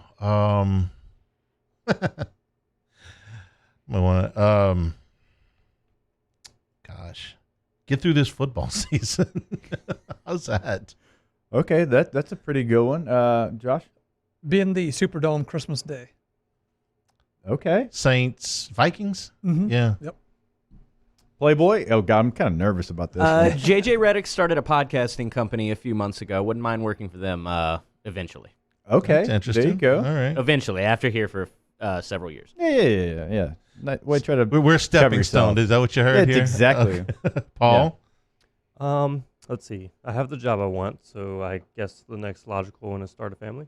Okay. Well, there you go. Let's see. Paul's really good at this. He wins. Paul is really good at this one. I've hit a lot of my goals I want in my career. I'm able to do this. I wanted to be a part of LSU and do this in Baton Rouge. I got a national show on Sirius, and so that aspect kind of gets checked off as well. I'm pretty content. And so I'll steal Josh's. I want to be in the Superdome when the Saints play the Chargers. Ask us how long you can continue to do radio. Well, Hester till he's 55 and not a day more. That's right. told Not us. a day more.